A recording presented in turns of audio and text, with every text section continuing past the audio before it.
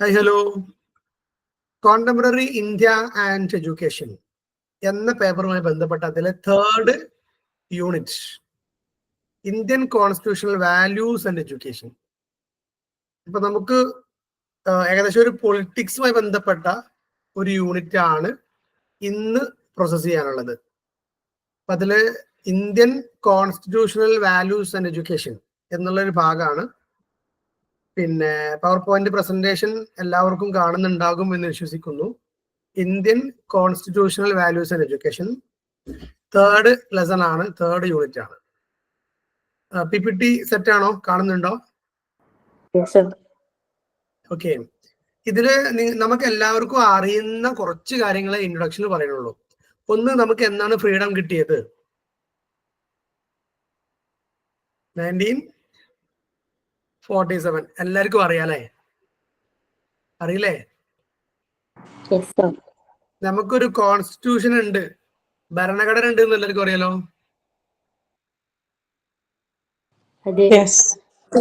അത് ഒരു ഡ്രാഫ്റ്റിംഗ് കമ്മിറ്റിയാണ് അത് ഡ്രാഫ്റ്റ് ഇത് സെറ്റ് ആക്കിയതെന്ന് അറിയാലോ?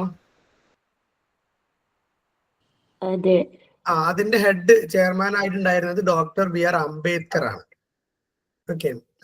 ദെൻ ഈ ഒരു കോൺസ്റ്റിറ്റ്യൂഷൻ അഡോപ്റ്റ് ചെയ്തത് November 26, 1949 എന്നാൽ അത് ഫോഴ്സിലേക്ക് വന്നത് അഥവാ ഒരു നിയമമായി നമ്മുടെ നാട്ടിൽ നടപ്പാക്കി തുടങ്ങിയത് January 26, 1950 ആണ്. ആ ദിവസം നമ്മൾ എന്താണ് ആചരിക്കുന്നത്? ഭരണഘടനാ ദിനം, റിപ്പബ്ലിക് ഡേ. ഓക്കെ. സോ അതിലുള്ള പ്രധാനപ്പെട്ട വാല്യൂസ് ആണ് justice, liberty, equality and fraternity. Okay. Justice, liberty, equality, fraternity ഇതെല്ലാം നമ്മൾ കേട്ടതാണ്. ഇതിനെ കുറിച്ച് ഇനിയും ഈ ഒരു പാഠഭാഗങ്ങളിൽ പഠിക്കാനുണ്ട്. പിന്നെ ഇനി ഇത് നമ്മുടെ ഭരണഘടനയുടെ കോൺസ്റ്റിറ്റ്യൂഷന്റെ സ്ട്രക്ചർ ആണ്. ഇത് ആരെങ്കിലും പൊളിറ്റിക്സ് പഠിച്ചോലുണ്ടോ? എന്താ പേര്? ആരായിരുന്നു? സൽമ. അപ്പൊ ഞാൻ ഇനി കൂടുതലൊന്നും പറയേണ്ട ഒരു ആവശ്യം ഉണ്ടാവില്ല തോന്നുകയാണ്. അപ്പൊ എന്ത് ഡൗട്ടും സെൽമയാണ് നമ്മൾ ഇന്ന് ക്ലാസ്സിൽ ക്ലിയർ ചെയ്യാൻ പോകുന്നത് കേട്ടോ. സെൽമ മൈക്ക് മ്യൂട്ട് ആക്കണ്ട. അത് പണ്ട് സാറേ, അതൊക്കെ കഴിഞ്ഞു പോയില്ലേ? ഇല്ലല്ല, അവർ പണ്ടും ഇല്ല, അവർ സാറും ഇല്ല. ഓക്കെ.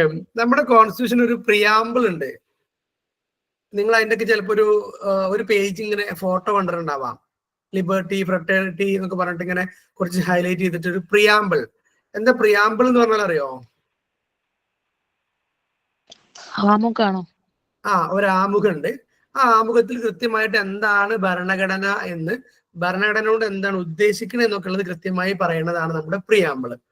അതുപോലെ ഇതിനുള്ളിലുള്ള ഭരണഘടനയിലുള്ള 8 ഷെഡ്യൂളുകൾ, 22 അപ്പൻഡൈസസ് ആൻഡ് 397 ആർട്ടിക്കിൾസും.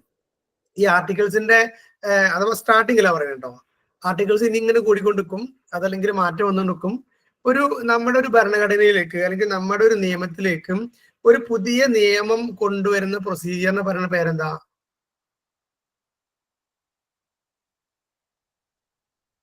കേട്ടിട്ടുണ്ടോ? അമെന്റ്മെന്റ്. അപ്പം അങ്ങനെ പുതിയ റൂൾസ് അമെന്റ്മെന്റിലൂടെ കൊണ്ടുവരും. അങ്ങനെ നമുക്ക് എന്ത് ചെയ്യാം, അതിൽ കുറെ സെക്ഷൻസും അതല്ലെങ്കിൽ പിന്നെ ആർട്ടിക്കിൾസോ എന്ത് വേണമെങ്കിലും മാറ്റിക്കൊണ്ടുവരാനുള്ള ഒരു അധികാരം നമ്മുടെ പാർലമെന്റിനുണ്ട്. ഓക്കെ. സോ നമുക്കിങ്ങനെ പ്രധാനമായിട്ടും ഇതൊക്കെ പഠിക്കുമ്പോൾ മനസ്സിലാകേണ്ട 2-3 പേരുകളാണ് ലോക്സഭ, രാജ്യസഭ, നിയമസഭ. ഓക്കെ. ഇതിനെ കുറിച്ചൊക്കെ എന്തെങ്കിലും ബേസിക് ആയിട്ടുള്ളത് അറിയുന്നൊക്കെ വിശ്വസിക്കുകയാണ്. ലെജിസ്ലേറ്റീവ് അസംബ്ലി, നിയമസഭ എന്ന് പറയുന്നത് എവിടെ ഉള്ളതാണ് അറിയില്ലേ? ഒരു സ്റ്റേറ്റിൽ, ഒരു സംസ്ഥാനത്തുള്ളതാണ്. നമ്മുടെ നാട്ടില് നിയമസഭ എന്ന് പറഞ്ഞാൽ ഒരു സഭയുള്ളൂ. എന്നാൽ കർണാടകം, ചില സംസ്ഥാനങ്ങളിൽ അത് 2 സഭകളുണ്ട്. ഓക്കെ. വിധാൻസഭ, വിധാൻ പരിഷത്ത് എന്നൊക്കെ പറഞ്ഞിട്ട് 2 സഭകളുണ്ട്. പിന്നെ നമുക്ക് കേന്ദ്രത്തില് പാർലമെന്റിലേക്ക് പോകുമ്പോൾ അവിടെ 2 സഭകളുണ്ട്, ലോക്സഭ ആൻഡ് രാജ്യസഭ. ഇത് തമ്മിലുള്ള ഡിഫറൻസുകൾ അറിയോ? ഇതൊന്നും ഇതിന്റെ ഭാഗമല്ല കേട്ടോ. ദാറ്റ് മീൻസ് ഇതൊക്കെ ജനങ്ങൾ നേരിട്ട് തെരഞ്ഞെടുക്കും, രാജ്യസഭയില് മുഖ്യമന്ത്രി അഥവാ ലോക്സഭയിലേക്കാണ് ഡയറക്റ്റ് ഇലക്ഷൻ നമ്മളിൽ ഉണ്ടാവുക അല്ലെ? രാജ്യസഭയിലേക്ക് എലക്റ്റഡ് പേഴ്സൺസ് ആണ് തെരഞ്ഞെടുക്കുക. ലോക്സഭ എന്ന് പറഞ്ഞാല് എല്ലാവരും ഒരുമിച്ച് വരും, അതിൽ എല്ലാവരും 5 വർഷം ഭരിക്കും, ഒരുമിച്ച് ഇറങ്ങിപ്പോകും. രാജ്യസഭ ആണെങ്കിലോ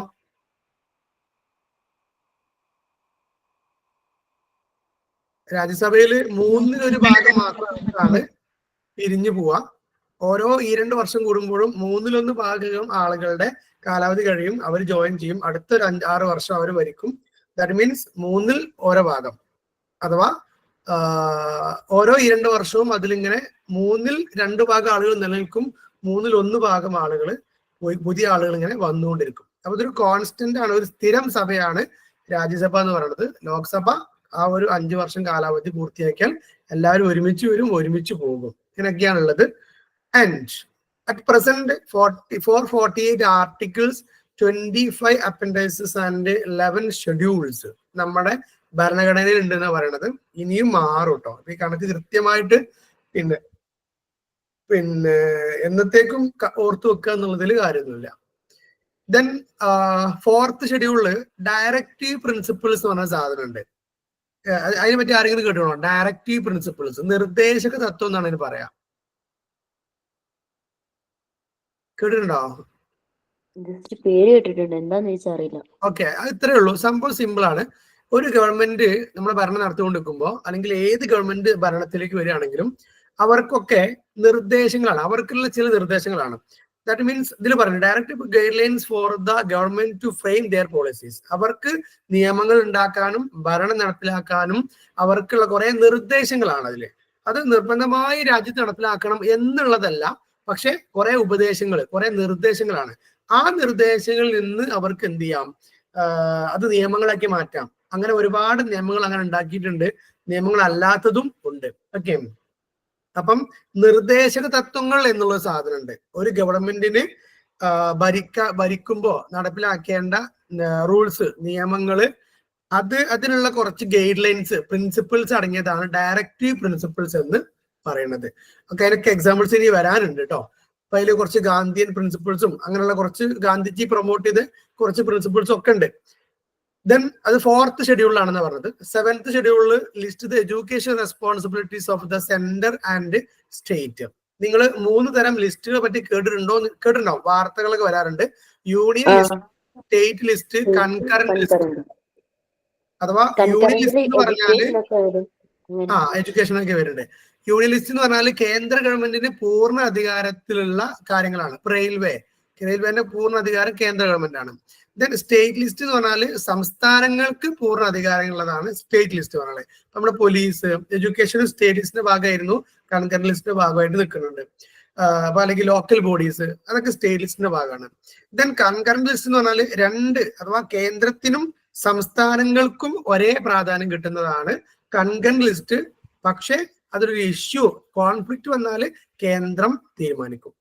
അപ്പം ഇതിലിപ്പോ നമുക്ക് പഠിക്കാനുള്ള എത്രയാണ്, കുറച്ച് ആർട്ടിക്കിൾസും ഷെഡ്യൂളും അപ്പൻഡിക്സും ഒക്കെ ഉണ്ട് ഭരണഘടനയിൽ. ഡയറക്റ്റീവ് പ്രിൻസിപ്പിൾസ് പറഞ്ഞ സാധനം ഉണ്ട്. അതുപോലെ തന്നെ എഡ്യൂക്കേഷൻ റെസ്പോൺസിബിലിറ്റീസും ഒക്കെ അടങ്ങുന്ന ഒരു union list, state list, concurrent list, ഇങ്ങനെ 3 ലിസ്റ്റുകളും ഭരണഘടനയുടെ ഭാഗമായിട്ടുണ്ട്. ഇത്രയാണ് ഈ ഒരു സ്ലൈഡിൽ പഠിക്കാനുള്ളത്. മനസ്സിലായില്ലെങ്കിൽ ചോദിക്കണം കേട്ടോ. ഞാനിതിങ്ങനെ ഇതിന് കുറച്ച് പഠിക്കാനുള്ളൂ, ആ പഠിക്കാനുള്ള ഭാഗം മാത്രം ഇങ്ങനെ പറഞ്ഞു പോവാണ് കേട്ടോ. So preamble of Indian constitution, നമ്മൾ നേരത്തെ പറഞ്ഞു, ഒരു ഇൻട്രൊഡക്ഷൻ എന്ന് പറയുന്ന ഒരു ആമുഖം അല്ലെങ്കിൽ മുഖവുര എന്നൊക്കെ പറയുന്ന സാധനമാണ് preamble. So it is the introductory part of the constitution. അതിൽ പറയുന്നുണ്ട്, we the people of India having solemnly resolve to constitute India into a sovereign socialist secular democratic republic to secure to all its citizens.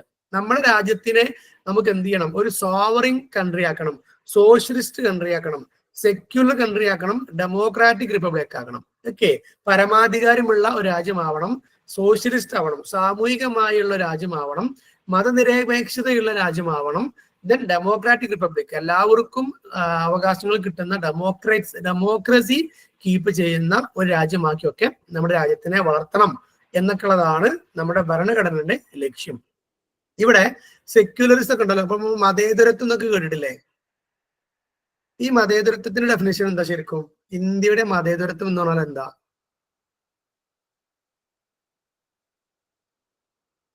നാനാത്വത്തിൽ ഏകത്വം, അതല്ലേ? നാനാത്വത്തിൽ ഏകത്വം അല്ല, മതേതരത്വം. അറിയില്ല. എല്ലാ മതങ്ങളും അക്സെപ്റ്റ് ചെയ്യുന്ന. ഓക്കെ, 2 ഓപ്ഷൻസ് ഉണ്ട്. ഒന്ന്, ഇന്ത്യയിൽ ഒരു മതവും ഇല്ല, അല്ലെങ്കിൽ ദാറ്റ് ഈസ് മതങ്ങൾ പ്രൊമോട്ട് ചെയ്യേണ്ടതില്ല. 2, എല്ലാ മതങ്ങളെയും അംഗീകരിക്കണം, ആർക്ക് വേണമെങ്കിലും അവരുടെ മതം പ്രൊമോട്ട് ചെയ്യാം. ഇതിൽ ആ ശരിക്കും മതേതരത്വം എന്നുള്ള ഒരു വാക്കിന് അർത്ഥം 2 മതങ്ങളില്ല, മതങ്ങൾ പ്രൊമോട്ട് ചെയ്യേണ്ടതില്ല എന്നുള്ളതാണ് ഒന്ന്. 2, പിന്നെ എല്ലാ മതങ്ങളെയും എല്ലാവർക്കും ഏത് മതമാണ് സ്വീകരിക്കാം, ഏത് മതമാണ് വിശ്വസിക്കാം. ഓക്കെ, അങ്ങനെ. അപ്പൊ ശരിക്കും ഇന്ത്യന്റെ മതേതരത്വം എന്ന് പറഞ്ഞാൽ ശരിക്കും മതമില്ല എന്നുള്ള കാഴ്ചപ്പാടല്ല, അല്ലെങ്കിൽ മതം വേണ്ട എന്നുള്ള കാഴ്ചപ്പാടല്ല, ആർക്ക് വേണമെങ്കിൽ അവരുടെ മതങ്ങളാവാം എന്നുള്ള കാഴ്ചപ്പാടാണ്. ഇനി അതിന്റെ ജസ്റ്റിസ്, ലിബർട്ടി, ഇക്വാലിറ്റി, ഫ്രട്ടേണിറ്റി എന്നൊക്കെ പറഞ്ഞു. Justice, social justice, economic justice, political justice. സാമ്പത്തികമായി നമുക്ക് എന്ത് ചെയ്യണം, സാമൂഹികമായിട്ടും അതുപോലെ തന്നെ രാഷ്ട്രീയപരമായിട്ടും നീതി കിട്ടണം, എല്ലാവർക്കും അവകാശങ്ങൾ കിട്ടണം, അതാണ് ജസ്റ്റിസ്.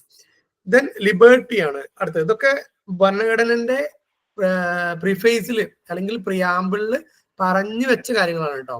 ലിബർട്ടി എന്ന് പറഞ്ഞാൽ liberty of thought, liberty of expression, liberty to believe any religion and faith and worship. അപ്പൊ എവിടെ വേണമെങ്കിലും എന്ത് വേണമെങ്കിലും ചിന്തിക്കാനും, എന്തും എക്സ്പ്രസ് ചെയ്യാനും, എന്ത് വേണമെങ്കിലും വിശ്വസിക്കാനും, ഏത് മതത്തിൽ വിശ്വസിക്കാനും, ഏത് രൂപത്തിൽ ജീവിക്കാനും ഒക്കെ ഉള്ള ഒരു ലിബർട്ടി, ഒരു സ്വാതന്ത്ര്യം ഇന്ത്യയിൽ ഉണ്ടാവണം എന്നുള്ളതാണ്. ഓക്കെ, അപ്പോൾ സാമൂഹികമായും സാമ്പത്തികമായും രാഷ്ട്രീയമായിട്ടുള്ള നീതി നടപ്പിലാക്കണം, എല്ലാവർക്കും സ്വാതന്ത്ര്യം കിട്ടണം.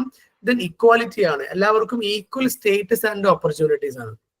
ദാറ്റ് മീൻസ് എല്ലാവർക്കും ഒരേ സ്റ്റാറ്റസ്, എല്ലാവരും ഡോക്ടർമാർ അങ്ങനെയല്ല, ഓരോരുത്തരും നേടിയ ക്വാളിഫിക്കേഷൻ അനുസരിച്ച് അവർക്ക് ഒരു ഈക്വൽ റെസ്പോൺസിബിലിറ്റി അല്ലെങ്കിൽ ഈക്വൽ സ്റ്റേറ്റസ് കിട്ടുക.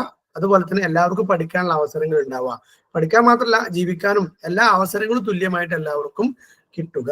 അതിൽ ക്വാളിഫിക്കേഷൻ അനുസരിച്ച് ഡിഫറൻസസ് ഉണ്ടാകും. ഉദ്ദേശിക്കുന്നത് എല്ലാവർക്കും ഇപ്പൊ ബേസിക് നോളജാണ് വേണ്ടതെങ്കിൽ എല്ലാവർക്കും കിട്ടണം, അതേപോലെ തന്നെ ക്വാളിഫിക്കേഷൻ അനുസരിച്ചൊക്കെ ഉള്ള ഓപ്പർച്യൂണിറ്റീസ് എല്ലാവർക്കും കിട്ടണം എന്നുള്ളതാണ് ഉദ്ദേശിക്കുന്നത്.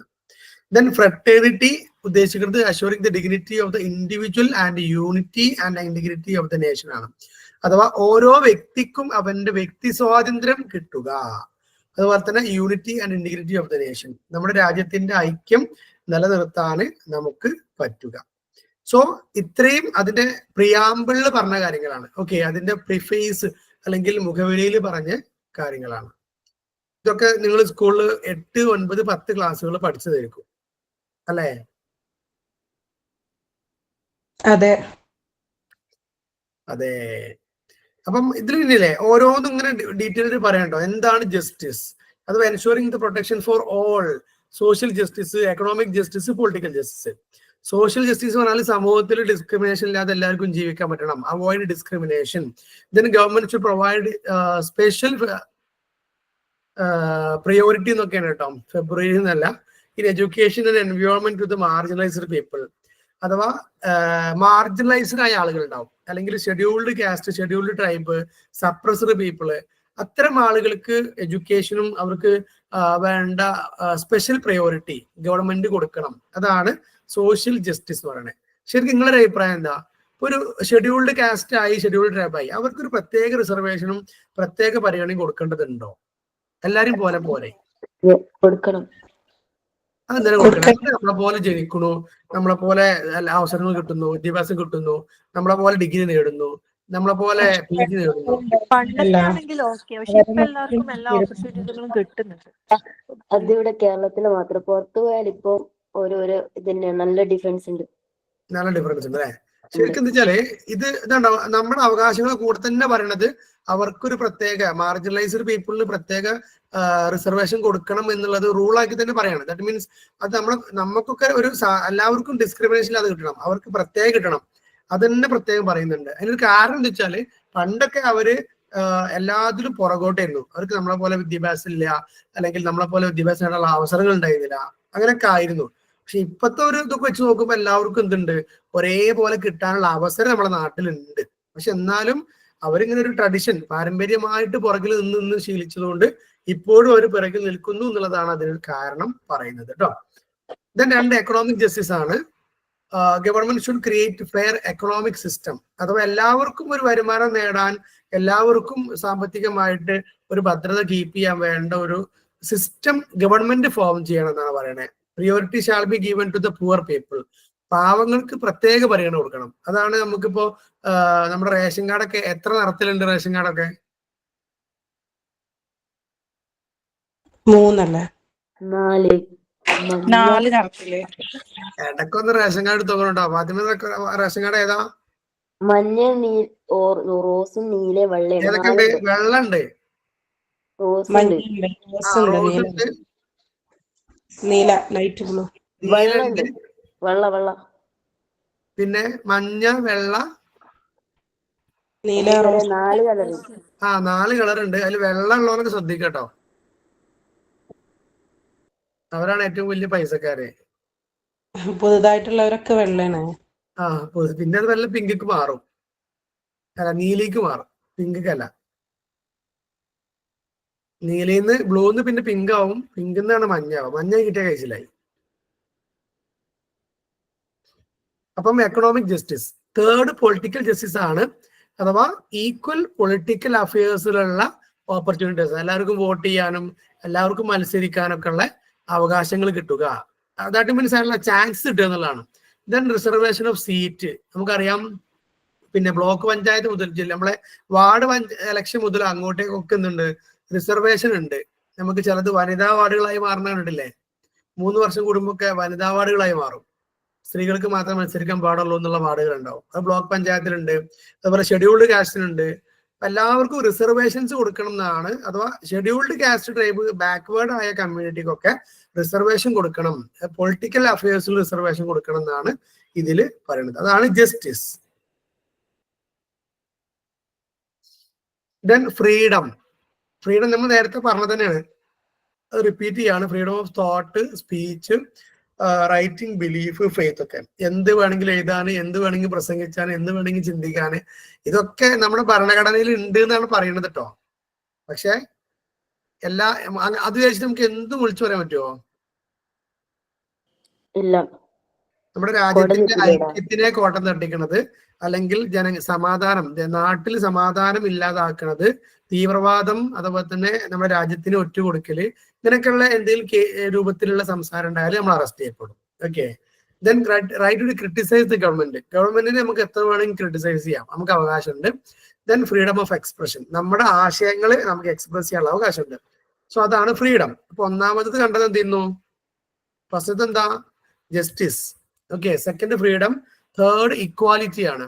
Equality of opportunities, social status, opportunities. എല്ലാവർക്കും സമൂഹത്തിൽ നിലവിൽ ഉണ്ടാവാനുള്ള അവസരങ്ങൾ ഉണ്ടാവണം. എല്ലാവർക്കും പഠിക്കണം, എല്ലാവർക്കും ജോലി നേടണം, അതിനൊക്കെ അവസരങ്ങൾ ഉണ്ടാവണം. ആൻഡ് അഥവാ എബിലിറ്റിയും ആപ്റ്റിറ്റ്യൂഡും നോക്കി അതിനനുസരിച്ച് ജോലി എല്ലാവർക്കും കിട്ടാൻ കഴിയണം, അതിനനുസരിച്ച് പഠിക്കാനും എല്ലാവർക്കും പറ്റാൻ കഴിയണം. Then equal chances to grow. നമുക്ക് പരസ്പരം വളരാനും, അതുപോലെ തന്നെ മെന്റൽ ഗ്രോത്ത്, ഫിസിക്കൽ ഗ്രോത്ത്, ഇങ്ങനെയൊക്കെയുള്ള എല്ലാത്തിനും അവസരങ്ങൾ ഉണ്ടാവണം. Making special provision four weaker section.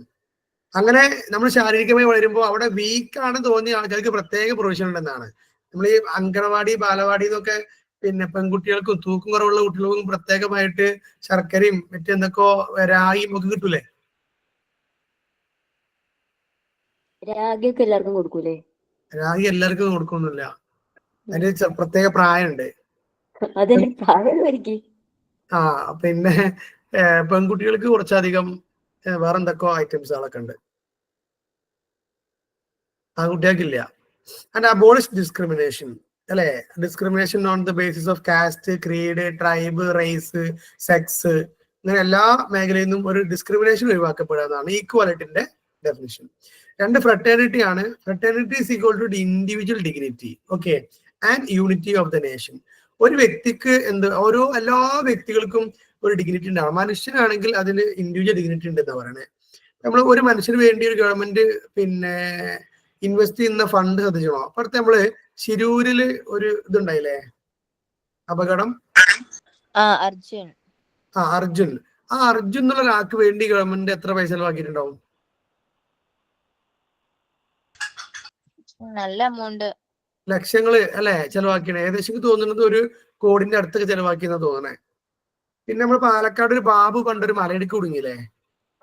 ആ മറ്റേ ആർമിക്കാർ ഹെലികോപ്റ്ററിൽ എടുത്തുണ്ട്. ആ, ഓന്റെ ഹെലികോപ്റ്റർ മാത്രം 40 ലക്ഷം അത്രയൊക്കെയാണ് അത്രേ. നമ്മൾ ആലോചിച്ചാൽ ഒരു വ്യക്തിക്ക് വേണ്ടി ഗവൺമെന്റ് ലക്ഷങ്ങളും കോടികളൊക്കെ ചെലവാക്കും.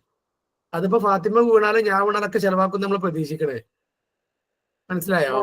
നമ്മളെ ജീവനും സ്വത്തിനും ഇതില്ലേ, അതും പറഞ്ഞിട്ടുണ്ടല്ലോ. അപ്പൊ പറയാം ഈക്വാലിറ്റി ഫ്രട്ടേണിറ്റി ഉണ്ട് ഞാൻ ചുരുക്കി പറഞ്ഞാല്, അഥവാ രാജ്യത്തുള്ള ഏതൊരു പൗരനാണ് കുടുങ്ങിയതെങ്കിലും അല്ലെങ്കിൽ ആർക്കാണ് ഹെൽപ്പ് വേണ്ടതെങ്കിലും രാജ്യം അത് ചെയ്യണം എന്നുള്ളതാണ് പറയുന്നത്. Okay, then unity in diversity. നമ്മൾ നേരത്തെ പറഞ്ഞ നാനാത്വത്തിൽ ഏകത്വം എന്നുള്ളത് നമ്മുടെ ഇന്ത്യൻ ഭരണഘടന പ്രകാരം ഉള്ള കാര്യങ്ങളാണ്. Then could live in harmony. പരസ്പരം പൊരുത്തത്തിൽ ജീവിക്കാനുള്ള ഒരു സന്ദർഭം, ഒരു സിറ്റുവേഷൻ നമ്മുടെ നാട്ടിൽ ഉണ്ടാവണം. ഓക്കെ, അപ്പൊ അത്രയാണ് ആ പ്രിയാമ്പിളിലുള്ള കാര്യങ്ങൾ. പ്രിയാമ്പിളിൽ പ്രധാനമായിട്ടും ഫോക്കസ് ചെയ്യണത് justice, freedom, equality and fraternity. Right. ഇനി നമ്മൾ നേരെ ഫണ്ടമെന്റൽ റൈറ്റ്സിൽ വരികയാണ്. ഇതൊക്കെ നിങ്ങൾ പഠിച്ചു കഴിഞ്ഞതാണ്. 9ാം ക്ലാസ്സിലാണെന്ന് തോന്നുന്നു ഫണ്ടമെന്റൽ റൈറ്റ്സ് പഠിക്കാനുള്ളത്. +1 വീണ്ടും പഠിച്ചിട്ടുണ്ടാവാം. പൊളിറ്റിക്സോ ഒക്കെ എടുത്ത ആളുകള് പഠിച്ചിട്ടില്ലേ? യെസ്. ഓക്കെ, എന്തൊക്കെ അന്ന് പഠിച്ചത് ഓർമ്മ ഉണ്ടോ? ഇല്ല, ജസ്റ്റ് ഒന്ന് റിവൈസ് ചെയ്ത ഓർമ്മ കിട്ടും. റിവൈസ് ചെയ്യാൻ നമ്മൾ സ്ലൈഡ് കാണിച്ചിരിക്കുന്നത്. പിന്നെ ഞാനിതിങ്ങനെ പറഞ്ഞപ്പോ ഞങ്ങൾ പണ്ട് BEd ഒക്കെ പഠിക്കുന്ന കാലത്ത് എന്താ ഫണ്ടമെന്റൽ റൈറ്റ്സ് പഠിപ്പിക്കുകയാണ്. അപ്പം കുട്ടികളോട് ടീച്ചർ ഒരു എൻട്രി ആക്ടിവിറ്റിക്ക് വേണ്ടിയിട്ട്, അഥവാ ഒരു പിന്നെ തുടക്കം എന്നുള്ളത് ചോദിക്കുകയാണ്, നിങ്ങൾക്ക് എന്തൊക്കെ സ്വാതന്ത്ര്യം എന്തിനൊക്കെ നിങ്ങൾക്ക് വേണം, അത് നിങ്ങൾക്ക് എന്തൊക്കെ നിങ്ങളുടെ ആഗ്രഹം എന്ന് ചോദിക്കണ്ടായി. അപ്പൊ ആ കുട്ടികള് പറഞ്ഞ സ്വാതന്ത്ര്യങ്ങള് എന്തൊക്കെ വെച്ചാല്, ഞങ്ങൾക്ക് ക്ലാസ് റൂമിൽ മൂത്രയ്ക്കാനുള്ള സ്വാതന്ത്ര്യം വേണം, ക്ലാസ് റൂമിൽ തോന്നുന്ന സമയത്തൊക്കെ ഇറങ്ങി പോകാനുള്ള സ്വാതന്ത്ര്യം വേണം, ക്ലാസ് റൂമിൽ വരാതൊക്കെയുള്ള സ്വാതന്ത്ര്യം വേണം. അങ്ങനെ ഒരുപാട് സ്വാതന്ത്ര്യങ്ങളെ കുറിച്ച് സംസാരിച്ചേന്. അപ്പൊ അത്തരത്തിലുള്ള സ്വാതന്ത്ര്യങ്ങൾ നമ്മളെ ഈ ക്ലാസ്സിലുണ്ട് കേട്ടോ. അതിനെ കുറിച്ച് ആരും ബേജാറാവണ്ട. പിന്നെ എപ്പോ വേണമെങ്കിലും ഇറങ്ങിപ്പോവാം, എപ്പോ വേണമെങ്കിലും കയറി വരാം. അതിനുള്ള സ്വാതന്ത്ര്യം നമ്മളെ ഈ ഒരു പിന്നെ ഓൺലൈൻ ക്ലാസ്സിൽ ഉണ്ടായിരിക്കുന്നതാണ്. സോ എനിവേ, പിന്നെ പോയാൽ പോരാ, തിരിച്ചു വരുവാണ് കേട്ടോ. സോ ആർട്ടിക്കിൾ 14 to 32 ഫണ്ടമെന്റൽ റൈറ്റ്സിനെ കുറിച്ച് പറയുന്നത്. അതിന്റെ കൂടെ തന്നെ നമുക്ക് അറിയേണ്ടതാണ് ഫണ്ടമെന്റൽ ഡ്യൂട്ടീസ്. ഓക്കെ, നമ്മളൊരു പൗരൻ എന്നുള്ള നിലക്ക് നമ്മുടെ രാജ്യത്ത് നിർബന്ധമായി നമ്മൾ ചെയ്യേണ്ട കാര്യങ്ങളാണ് ഫണ്ടമെന്റൽ ഡ്യൂട്ടീസിൽ വരിക. ഫണ്ടമെന്റൽ റൈറ്റ്സ് എന്ന് പറഞ്ഞാൽ എന്താ? മൗലിക അവകാശങ്ങൾ. ഒരു രാജ്യത്ത് ഒരു പൗരന് നിർബന്ധമായും കിട്ടേണ്ട അവകാശങ്ങളാണ് അല്ലെ. അപ്പൊ ഞാനിവിടെ ലിസ്റ്റ് ചെയ്തിട്ടുണ്ടോ? Right to equality, right to freedom, right against exploitation, right to freedom of religion, cultural and educational right, right to constitutional remedies, right to education, right to information. ഇങ്ങനെ 8 ഫണ്ടമെന്റൽ റൈറ്റ്സിനെ കുറിച്ചിട്ട് ആണ് നമുക്കിതിൽ പഠിക്കാനുള്ളത്. സോ നമ്മൾ ഓരോന്നിനെ കുറിച്ചും ഇങ്ങനെ മനസ്സിലാക്കുകയാണ്. Okay, right to equality article 14 to 18. അപ്പൊ ഈ ആർട്ടിക്കിളിന്റെ നമ്പർ ഇതിന്റെ കൂടെ തന്നെ ചേർത്ത് പഠിക്കുന്നത് നല്ലതാണ്. Okay, so right to equality എന്ന് പറഞ്ഞാൽ എന്താ? ഇക്വാലിറ്റി ബിഫോർ ലോ, നിയമത്തിന് മുന്നിൽ എല്ലാവരും തുല്യരാവണം. നമ്മുടെ നാട്ടിലുണ്ടോ എല്ലാവരും നിയമത്തിന് മുന്നിൽ തുല്യരാണോ? അങ്ങനെയൊന്നുമില്ല ഇപ്പൊ സാറേ. ശരിക്കും നിയമപ്രകാരം തുല്യരാണ്, പക്ഷെ പൈസ ഉള്ളവർക്കും ഒക്കെ ചില അവകാശങ്ങൾ. പ്രൊഹിബിഷൻ ഓഫ് ഡിസ്ക്രിമിനേഷൻ, അഥവാ ഒരു നിരക്കും ഡിസ്ക്രിമിനേഷൻ പാടില്ല. ജാതി, മതം, വർഗം, ദേശം, കളറ്, ഇങ്ങനെ സെക്സ്, ഒന്നിലും ഡിസ്ക്രിമിനേഷൻ പാടില്ല എന്നുള്ളതാണ്. ദെൻ നേരത്തെ പറഞ്ഞു equality of opportunities and employment. Then abolition of untouchability, തൊട്ടുകൂടായ്മ, തീണ്ടിക്കൂടായ്മ ഒന്നും പാടില്ല. അത് നമ്മുടെ നാട്ടിൽ നിന്ന് കുറെ പോയി തോന്നുന്നു അല്ലെ. നമ്മളെ നാട്ടിൽ നിന്ന് പോയി. വേറെ എവിടെ ഉള്ളത്? ദളിതന്മാരൊക്കെ തൊട്ടാ ഭയങ്കര വിശ്വാസാറേ. എവിടെയാണ്? ദളിതരൊക്കെ തൊടാന്നൊക്കെ പറഞ്ഞ ഭയങ്കര സംഭവം അന്യ നാട്ടില്. അവിടെ ഇത് തൊട മീൻസ് തല്ല, അങ്ങനെ ഉപദ്രവിക്കുക, അതല്ല ഉദ്ദേശിക്കണേ. എന്നാലും ഒരു തമ്മിലുള്ള ഒരു കേൾക്കൂല അല്ലേ.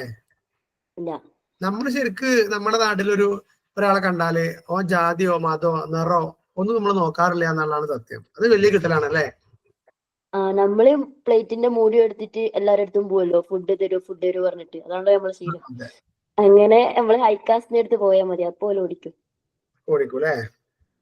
അപ്പൊ ഒന്ന് റൈറ്റ് ടു ഇക്വാലിറ്റി ആണ്, രണ്ട് right to freedom, article 19 to 22 freedom of speech and expression. അപ്പോ പ്രസംഗിക്കാൻ വീണ്ടും പറയാണ്, ഈ മതസ്പർദ്ധ വളർത്തുന്ന സംസാരങ്ങള്, രാജ്യദ്രോഹം പറ്റുന്ന സംസാരങ്ങള്, അല്ലെങ്കിൽ ഐക്യം നഷ്ടപ്പെടുന്ന സംസാരങ്ങള്, അതൊക്കെ സംസാരിച്ചാൽ തീർച്ചയായിട്ടും അറസ്റ്റ് ഉണ്ടാവും. രാജ്യദ്രോഹത്തിന് വേണമെങ്കിൽ അറസ്റ്റ് ചെയ്യും. അല്ലാത്ത ഫ്രീഡം ഓഫ് സ്പീച്ചും എക്സ്പ്രഷനും ഒക്കെയാണ്.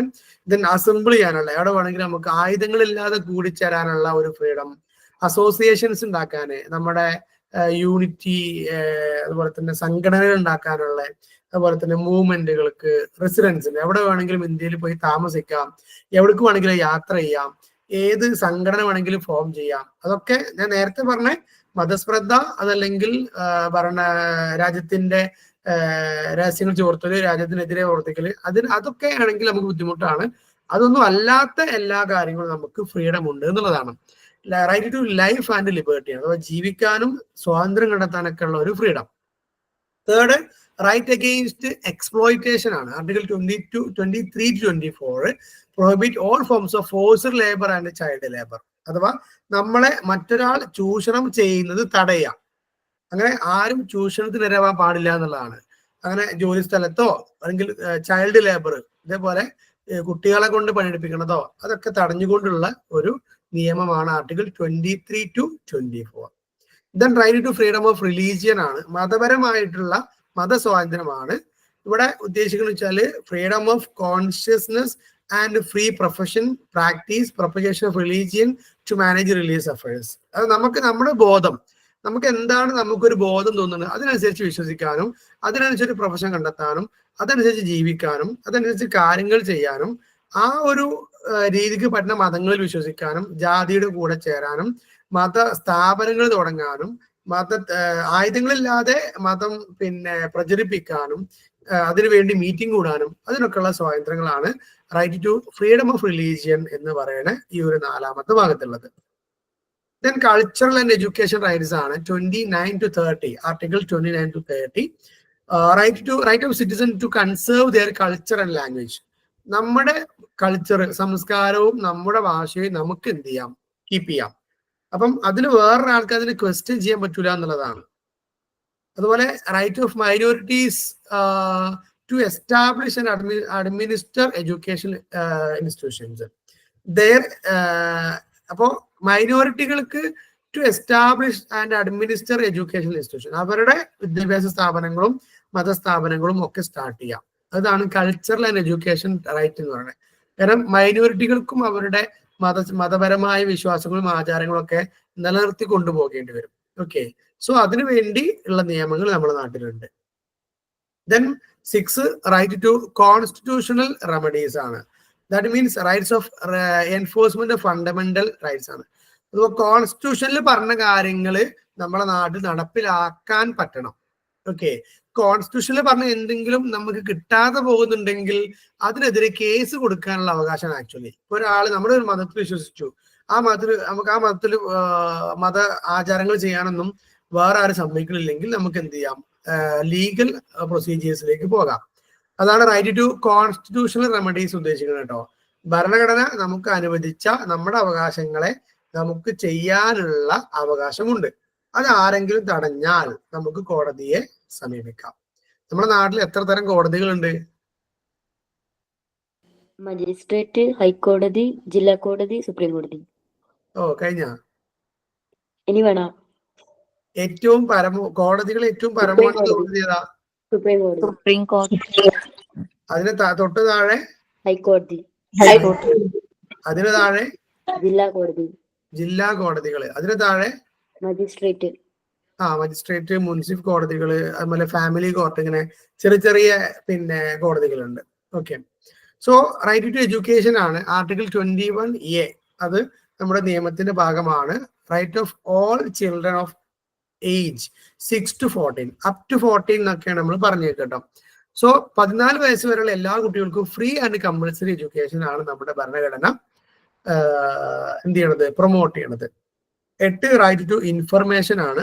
Right of public to get information from any government department. നമുക്ക് എന്തൊരു ആവശ്യം അറിയണമെങ്കിലും ഡിപ്പാർട്ട്മെന്റിൽ പോയി ചോദിച്ചാൽ നമുക്ക് കിട്ടണം. ഇങ്ങനെ ഈ ഗവൺമെന്റിലേക്ക് നമുക്ക് നമ്മുടെ ക്വസ്റ്റ്യൻസ് ചോദിച്ചത് അതിന് അവർ ആൻസർ ചെയ്യുന്ന ഒരു രീതി ഉണ്ടല്ലോ, അതിനെന്താ പറയാ? Right to information act 2005. അല്ല, അങ്ങനെ ഒരു നമ്മൾ കൊടുക്കുന്ന ആ ഒരു അപേക്ഷയ്ക്ക് ഒരു പേരുണ്ടല്ലോ. എനിക്കറിയില്ല. വിവരാവകാശം. വിവരാവകാശം. ഞാൻ ഇംഗ്ലീഷിൽ പറഞ്ഞേ. അല്ല, ഞാൻ എന്റെ മലയാളം ചോദിച്ചു. ഇംഗ്ലീഷിന് ഇവിടെ പ്രസക്തി ഇല്ല. ഞാൻ അതിന്റെ ഇയർ വരെ പറഞ്ഞിട്ട് അതല്ല പോലും. അതിന് മലയാളം പറയണ്ടേ? അപ്പോ വിവരാവകാശം എന്നുള്ള സാധനം ഗവൺമെന്റിന്റെ ഏതെങ്കിലും ഒരു പ്രൊസീഡിങ്സിനെ കുറിച്ച് നമുക്ക് അറിയണമെങ്കിൽ നമ്മൾ രേഖാമൂലം അപേക്ഷിക്കുന്നതാണ് ആക്ച്വലി റൈറ്റ് ടു ഇൻഫർമേഷൻ. അത്രയാണ് ഫണ്ടമെന്റൽ റൈറ്റ്സ് ഉള്ളത്. ഇനി ഈ ഫണ്ടമെന്റൽ റൈറ്റ്സ് പഠിക്കുമ്പോഴൊക്കെ അതിന്റെ കൂടെ തന്നെ പഠിക്കേണ്ടതാണ് ഫണ്ടമെന്റൽ ഡ്യൂട്ടീസ്. അഥവാ ഒരു പൗരൻ എന്ന നിലയ്ക്ക് നമ്മൾ നിർബന്ധമായും ചെയ്യേണ്ട കുറച്ച് കാര്യങ്ങളാണ്. സോ 42nd അമെൻമെന്റ് അതിലെ പാർട്ട് 4A ആർട്ടിക്കിൾ 51A പറയുന്ന ഭാഗങ്ങളാണ് ഫണ്ടമെന്റൽ ഡ്യൂട്ടീസ്. ഓക്കെ, ഇതിന് 10-11 ഫണ്ടമെന്റൽ ഡ്യൂട്ടീസ് ആണ് തോന്നുന്നു പറയണത്. ഇതിലറിഞ്ഞാലോ? ഇല്ല. ഒന്ന്, to abide by the constitution and respect their ideals and institutions. ഒന്ന്, ഭരണഘടനയെ നമ്മളെ ബഹുമാനിക്കണം, അതിനെ അംഗീകരിക്കണം, അതിൽ പറയുന്ന എല്ലാ ആശയങ്ങളും ഉൾക്കൊള്ളണം. And the national flag and national anthem.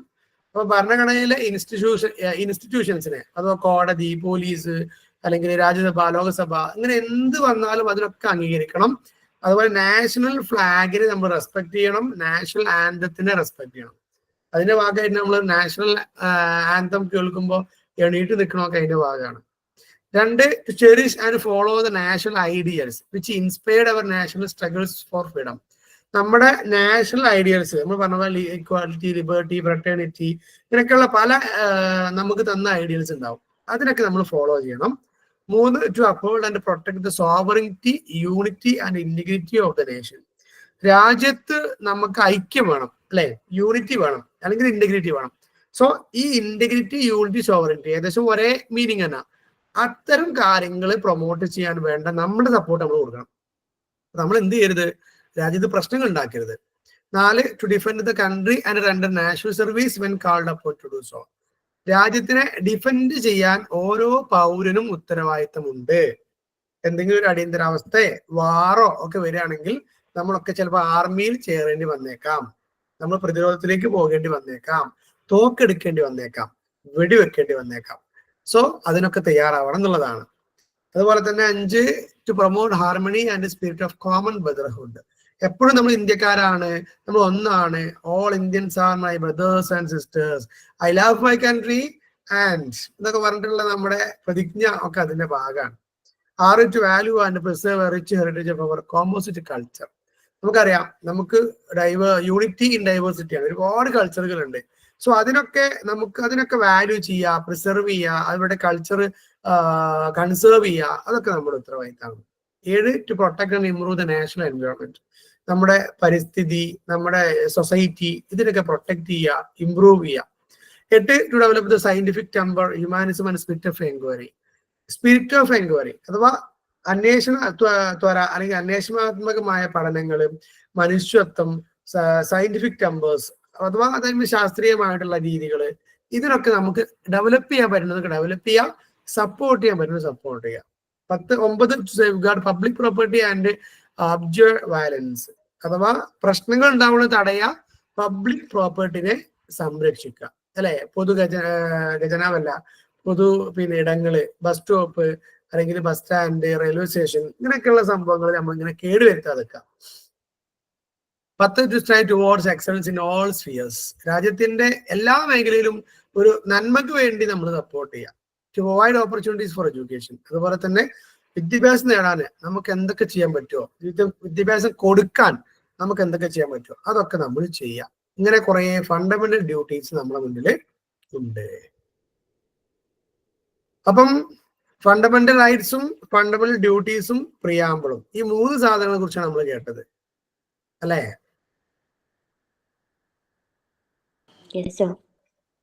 ഇത് പൊളിറ്റിക്സ് ആദ്യമായിട്ട് പഠിക്കണം. ഇതൊക്കെ ആദ്യമായിട്ട് കേൾക്കുന്നവരുണ്ടോ? അതെ ഞാന് അല്ല 10ാം ക്ലാസ് മുമ്പായിട്ട് ഓർമ്മയില്ല. ഓക്കെ, വേറെ ആരെങ്കിലും ഉണ്ടോ ഇങ്ങനെ ഇതൊക്കെ ആദ്യമായിട്ട് കേൾക്കണം, അല്ലെങ്കിൽ ദാറ്റ് മീൻസ് ഇങ്ങനെ ആദ്യമായിട്ട് പഠിക്കുക എന്നൊക്കെ ഉള്ളവര്?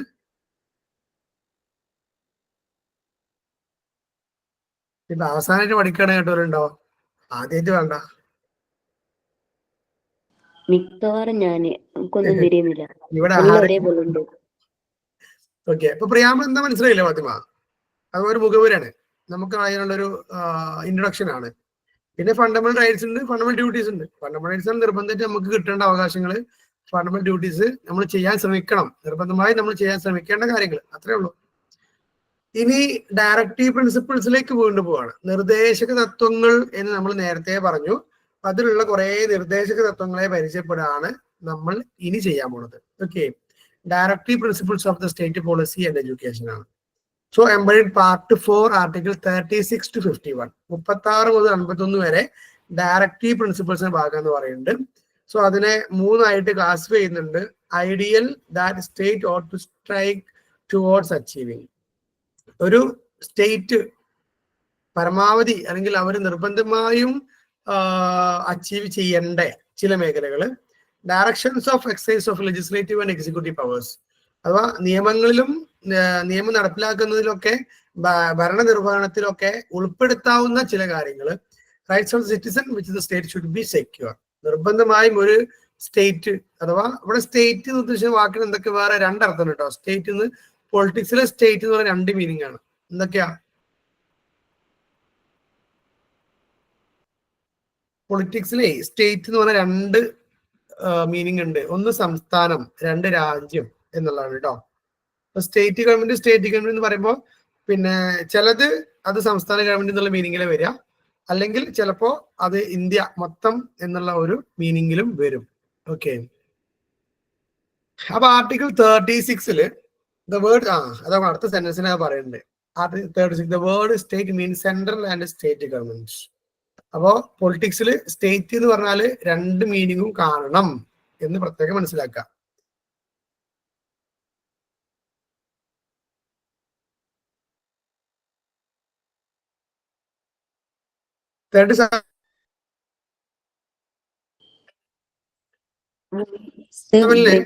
The provision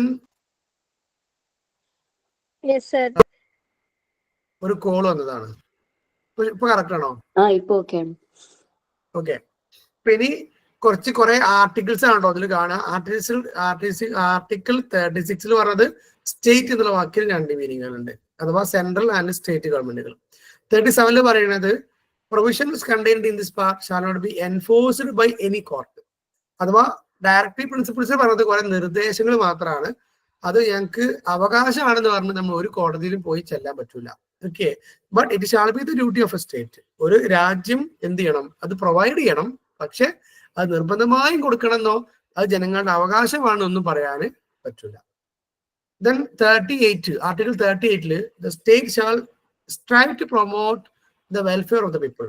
ജനങ്ങളുടെ വെൽഫെയർ എന്ത് ചെയ്യണം? പ്രൊമോട്ട് ചെയ്യണം. അപ്പൊ ജനങ്ങളുടെ സുരക്ഷിതത്വം രാജ്യം ഉറപ്പുവരുത്തണം. അതേപോലെ state shall minimise the inequality, അസമത്വം അല്ലെങ്കിൽ ഇനീക്വാലിറ്റി തടയണം. ഇതൊക്കെ ഓൾറെഡി നമ്മുടെ നാട്ടിലില്ലേ? വെൽഫെയറിന് വേണ്ടിയുള്ള റൂൾസും ഇനീക്വാലിറ്റി ഒഴിവാക്കുന്ന സംഭവങ്ങളൊക്കെ നമ്മുടെ നാട്ടിൽ നിയമമായി തന്നെ ഉണ്ട്. The state shall ensure individual dignity, ഓരോ വ്യക്തിക്കും പ്രാധാന്യം കൊടുക്കണം. ആർട്ടിക്കിൾ 30 ഭാഗമായിട്ട് 3 കാര്യങ്ങളാണ് അവിടെ പറഞ്ഞത്. 39 certain principles of policy to be followed by the state. State നിർബന്ധമായി ഫോളോ ചെയ്യണം എന്ന് പറയുന്ന കാര്യങ്ങളാണ്. ഒന്ന്, providing adequate means of livelihood for all citizen. എല്ലാവർക്കും ജീവിക്കാൻ അത്യാവശ്യം വേണ്ട കാര്യങ്ങൾ സ്റ്റേറ്റ് ഉണ്ട് എന്ന് ഉറപ്പുവരുത്തണം. അഥവാ ഫുഡ്, വാട്ടർ, അതേപോലെ തന്നെ ഹൗസിങ്, ഇങ്ങനെയുള്ള സംഭവങ്ങളൊക്കെ. അത് നമ്മുടെ നാട്ടിലില്ലേ? വീടില്ലാത്തവർക്ക് വീട് വെക്കാനുള്ള നമ്മുടെ ലൈഫ് പദ്ധതിയൊക്കെ അല്ലേ? റേഷൻ കാർഡിൽ നിന്ന് അരിയിട്ടില്ലേ? വൈദ്യുതിയുള്ള വെള്ളം പ്രൊവൈഡ് ചെയ്യുന്നുണ്ട് അല്ലേ? Okay, then ensuring equal pay for equal work, തുല്യ ജോലിക്ക് തുല്യ വേതനം. അത് നമ്മുടെ നാട്ടിലുണ്ടോ? ഇല്ല, പെണ്ണുങ്ങൾക്ക് പൈസ അതെ ഫാത്തിമ, പ്രൈവറ്റ് സെക്ടറിൽ അങ്ങനെ ഉള്ളൂ, ഗവൺമെന്റ് സെക്ടറിൽ എല്ലാവർക്കും ഒരുപോലെയാണ്. ഓക്കെ, അവിടെ ഡിസ്ക്രിമിനേഷൻ ഇല്ല, പ്രൈവറ്റ് സെക്ടറിലാണ് അതുള്ളത് കേട്ടോ. Then reduction of concentration of wealth, അഥവാ ഒരു ഭാഗത്ത് സ്വത്ത് കുന്നുവിടാൻ പാടില്ല അല്ലെ. ഒരാൾക്ക് തന്നെ ഒരുപാട് പൈസ, വേറൊരു ആൾക്കാർക്ക് ഒന്നും പൈസ ഇല്ല, അതുണ്ടാകാൻ പാടില്ല. അപ്പൊ അതിനെതിരെ ഗവൺമെന്റ് എന്ത് ചെയ്യണം? അതിനാണ് ഇൻകം ടാക്സ്, അതുപോലെ തന്നെ ഒരാളുടെ പേരിൽ വെക്കാവുന്ന ഭൂമിന്റെ അളവിലുള്ള ലിമിറ്റ്, ഇങ്ങനെയൊക്കെയുള്ള കുറെ കാര്യങ്ങൾ അതിനുള്ളതാണ്. Then article 39A equal justice and free legal aid ആണ്. The state shall secure the operation of the legal system, promote justice, equal opportunities. അപ്പൊ ലീഗൽ സിസ്റ്റം കൊണ്ട് എന്ത് ചെയ്യണം? ജസ്റ്റിസ്, നീതി ഉണ്ട് എന്ന് ഉറപ്പ് വരുത്തണം. ഓക്കെ, ഈക്വൽ ഓപ്പർച്യൂണിറ്റീസ് കിട്ടണം. നമ്മുടെ നാട്ടിലെ ഒരാളൊരു കൊലപാതകം ചെയ്ത് സങ്കല്പിക്കുക. ആ കൊലപാതകം ചെയ്താല് ആ വ്യക്തിക്ക് പൈസ ഒന്നുമില്ല, ഒരു വക്കീലിനെ വെക്കാനോ അല്ലെങ്കിൽ കേസ് നടത്താനോ പൈസ ഇല്ല. അയാൾ എന്ത് ചെയ്യാം? കോടതി എന്താ വക്കീലിനെ വെച്ച് കൊടുക്കൂല ഗവൺമെന്റ്? പബ്ലിക് പ്രോസിക്യൂട്ടർ ആണ്. പബ്ലിക് പ്രോസിക്യൂട്ടർ എന്ത് ചെയ്യും? അവർക്ക് വേണ്ടി വാദിക്കും. അഥവാ നമ്മൾ ഓരോരുത്തരുടെയും ഡിഗ്നിറ്റി, അദ്ദേഹം തെറ്റ് ചെയ്തിട്ടുണ്ടെങ്കിൽ ശിക്ഷ വാങ്ങിക്കൊടുക്കാനും, അല്ലെങ്കിൽ തെറ്റ് ചെയ്തിട്ടില്ലെങ്കിൽ അത് മുക്തമാക്കാനും, സ്വയം വക്കീലിന് വെക്കാൻ പറ്റാത്ത ഒരാളുണ്ടെങ്കിൽ സർക്കാർ എന്ത് ചെയ്യും? വക്കാലത്ത് കൊടുക്കും, അല്ലെങ്കിൽ വക്കീലിന് വെച്ച് കൊടുക്കും. Then provide free legal aid, ആ ഒരു സർവീസ് ഫ്രീ ആയിരിക്കും കേട്ടോ. ആൻഡ് സെക്യൂറിങ് ജസ്റ്റിസ്, അഥവാ നീതി ഉറപ്പ് വരുത്താനാണ് അങ്ങനെ ഗവൺമെന്റ് എന്ത് ചെയ്യണത്? സ്വന്തം പൈസക്ക് വക്കീലിന് വെച്ച് കൊടുത്തിട്ട് ഈ കൊലപാതകനെ എന്ത് ചെയ്യണത്? രക്ഷിക്കാൻ ശ്രമിച്ചു കൊണ്ടിരിക്കുന്നത്. റൈറ്റ്. ദെൻ ആർട്ടിക്കിൾ 40 വരുമ്പോ ഓർഗനൈസേഷൻ ഓഫ് വില്ലേജ് പഞ്ചായത്താണ്. ഈ വില്ലേജ് പഞ്ചായത്തിനെ കുറിച്ച് വല്ല ഐഡിയ ഉണ്ടോ?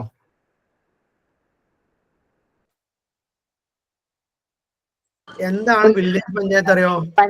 പഞ്ചായത്തി രാജ് അതാണ്. ഈ ഒന്നും പഠിച്ചിട്ടില്ല എന്ന് എനിക്കൊക്കെ അറിയിച്ചു. അങ്ങനെ ഞാൻ ഹിന്ദു വായിക്കലുണ്ട്. നല്ല ആളാണ്. പഞ്ചായത്തി രാജ് സിസ്റ്റം ആണ് ആക്ച്വലി. പഞ്ചായത്ത് രാജ് സിസ്റ്റം എന്ന് പറഞ്ഞാല് 3 ടയർ സ്ട്രക്ചർ ആണ് നമ്മുടെ നാട്ടില് അല്ലെ. അഥവാ ഏതൊക്കെ ഉണ്ട്? ഗ്രാമപഞ്ചായത്ത്, ബ്ലോക്ക് പഞ്ചായത്ത്, ജില്ലാ പഞ്ചായത്തിന് എന്താ പേര് പറയാ? അതല്ല ബ്ലോക്ക്. എന്താ? ബ്ലോക്ക് പഞ്ചായത്ത് എന്ന് പറയുന്നത് അല്ല, അത് ജില്ലാ പഞ്ചായത്തിന്റെ താഴെ. മറ്റേത് ജില്ലാ പഞ്ചായത്താണ്. ജില്ലാ പഞ്ചായത്ത് എന്ന് പറയട്ടോ, ജില്ലാ പഞ്ചായത്ത്. അഥവാ ജില്ലാ പഞ്ചായത്താണ് ഒരു ജില്ലന്റെ മൊത്തം ഉത്തരവാദിത്തം. അതിനെ ഒരു 3-4 കാറ്റഗറി, കുറച്ച് കാറ്റഗറി ആക്കിയിട്ടാണ് ബ്ലോക്ക് പഞ്ചായത്ത്. അതിന്റെ താഴെയാണ് പിന്നെ ഗ്രാമപഞ്ചായത്ത്. ഗ്രാമപഞ്ചായത്തിൽ ഭരണം നടത്താൻ വേണ്ടിയിട്ടാണ് അതിനെ എന്ത് ചെയ്തിരിക്കുന്നത്? ഡിഫറെന്റ് എന്താക്കി തിരിച്ചണേ? വാർഡ്. യെസ്, ഡിഫറെന്റ് വാർഡുകളാക്കി തിരിച്ചിരിക്കുന്നത്.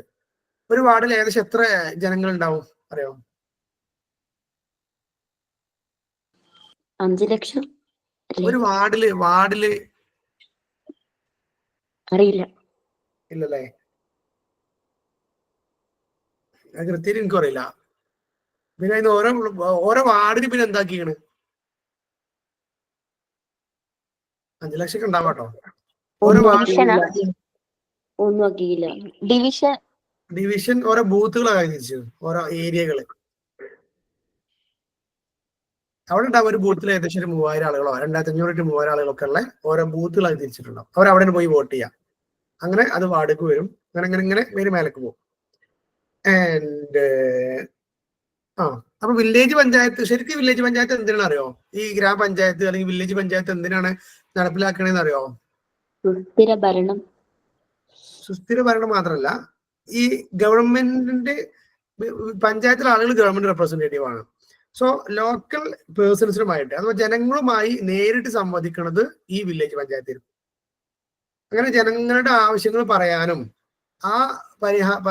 അതിന്മേൽ നിയമങ്ങൾ ഉണ്ടാക്കാനും വേണ്ടിയിട്ട് പഞ്ചായത്ത് പ്രസിഡന്റ്, സെക്രട്ടറിന്റെ ഒക്കെ കീഴിൽ നടത്തുന്ന ഒരു സഭ ഉണ്ട്. ആ സഭക്ക് പറഞ്ഞ പേരെന്താ അറിയോ?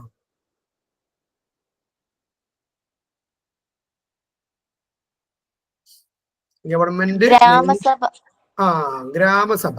ഓരോ വാർഡിലും ഗ്രാമസഭകൾ ഉണ്ടാകും. അവിടെയാണ് ജനങ്ങൾ നേരിട്ട് ചെന്ന് തങ്ങളുടെ പരാതികളും ആവശ്യങ്ങളും ഗവൺമെന്റിനെ അറിയിക്കാനുള്ള ഫസ്റ്റ് സ്റ്റെപ്പാണ് ഗ്രാമസഭ. ഓക്കെ. ന്യായസഭ എന്ന് സാധനം കേട്ടോ? ന്യായസഭ, ന്യായ പഞ്ചായത്ത്, ന്യായസഭ, ന്യായ പഞ്ചായത്ത്. ഇല്ല. ന്യായപഞ്ചായത്ത് പറഞ്ഞാലേ ഒരു പഞ്ചായത്ത് ഒരു സമിതി ഉണ്ടാവും. എന്തിനു വെച്ചാല് അവിടെ വരുന്ന ഡിസ്പ്യൂട്ടുകൾ, പ്രശ്നങ്ങൾ പരിഹരിക്കാൻ വേണ്ടിയിട്ട് ഒരു സമിതി. അവര് ശിക്ഷ ഒന്നും കൊടുക്കൂല, അവർ പരമാവധി ചർച്ച നടത്തി പ്രശ്നങ്ങൾ സോൾവ് ആക്കുക.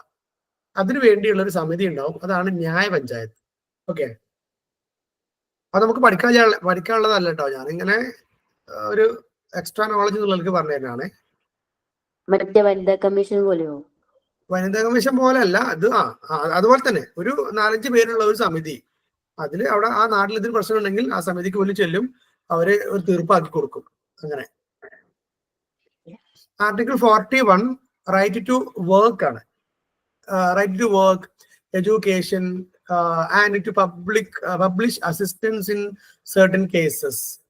അഥവാ ഏത് ജോലി ചെയ്യാന്, വിദ്യാഭ്യാസം നേടാന്, അതുപോലെ തന്നെ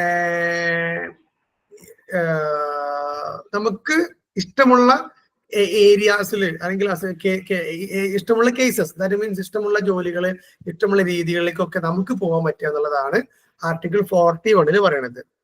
article 42 provision of just and human condition of work and maternity relief ആണ്. Provision for just. ജസ്റ്റ് എന്ന വാക്കിന്റെ അർത്ഥം എന്താ പറയുക? ജസ്റ്റിസ് എന്നുള്ള വാക്കില്ലേ, അതിന് ജസ്റ്റ് എന്ന് പറയണ്ടോ. അതുപോലെ തന്നെ human condition of work, that means ഓരോ മനുഷ്യരുടെയും വർക്കിംഗ് കണ്ടീഷന്, അതുപോലെ മെറ്റേണിറ്റി റിലീഫുകളൊക്കെ നിങ്ങൾക്കൊക്കെ വേണ്ട സാധനങ്ങളാണല്ലോ മെറ്റേണിറ്റി റിലീഫുകൾ. സോ അത്തരം കാര്യങ്ങൾ പ്രൊമോട്ട് ചെയ്യണതാണ് ആർട്ടിക്കിൾ 42. ഓക്കെ, എന്തോ ഈ സെക്ഷൻസ് ഒക്കെ എക്സാം നമ്മള് എക്സാക്ട് ഈ സെക്ഷൻസ് പഠിച്ചു വെക്കണോ? ഇങ്ങനെ ഫുള്ള് കാണാപാഠം പഠിക്കേണ്ടി വരില്ല എന്നാണ് എൻ്റെ ഒരു ഇത്. പക്ഷെ പഠിക്കേണ്ടതാണ് നല്ലത്.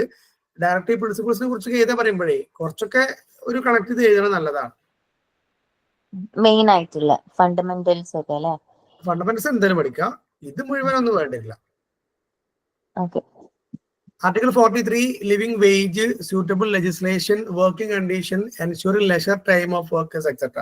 അഥവാ അവർക്ക് വേണ്ട, ഇപ്പോ ജോലിക്ക് വേണ്ട ജോലിയിലുള്ള കൂലി, അല്ലെങ്കിൽ നമുക്ക് ഓരോരുത്തർക്ക് കിട്ടേണ്ട നിയമങ്ങള്, അതുപോലെ തന്നെ വർക്കിംഗ് കണ്ടീഷന്, ജോലിക്കാരുടെ വർക്കിംഗ് കണ്ടീഷന്, അവർക്ക് ലെഷർ ടൈം ഉറപ്പുവരുത്തുന്നതുമായി ബന്ധപ്പെട്ട നിയമങ്ങള്, ഇങ്ങനെയൊക്കെയുള്ള കുറെ നിർദ്ദേശങ്ങളാണ് ആർട്ടിക്കിൾ 43-ലുള്ളത്.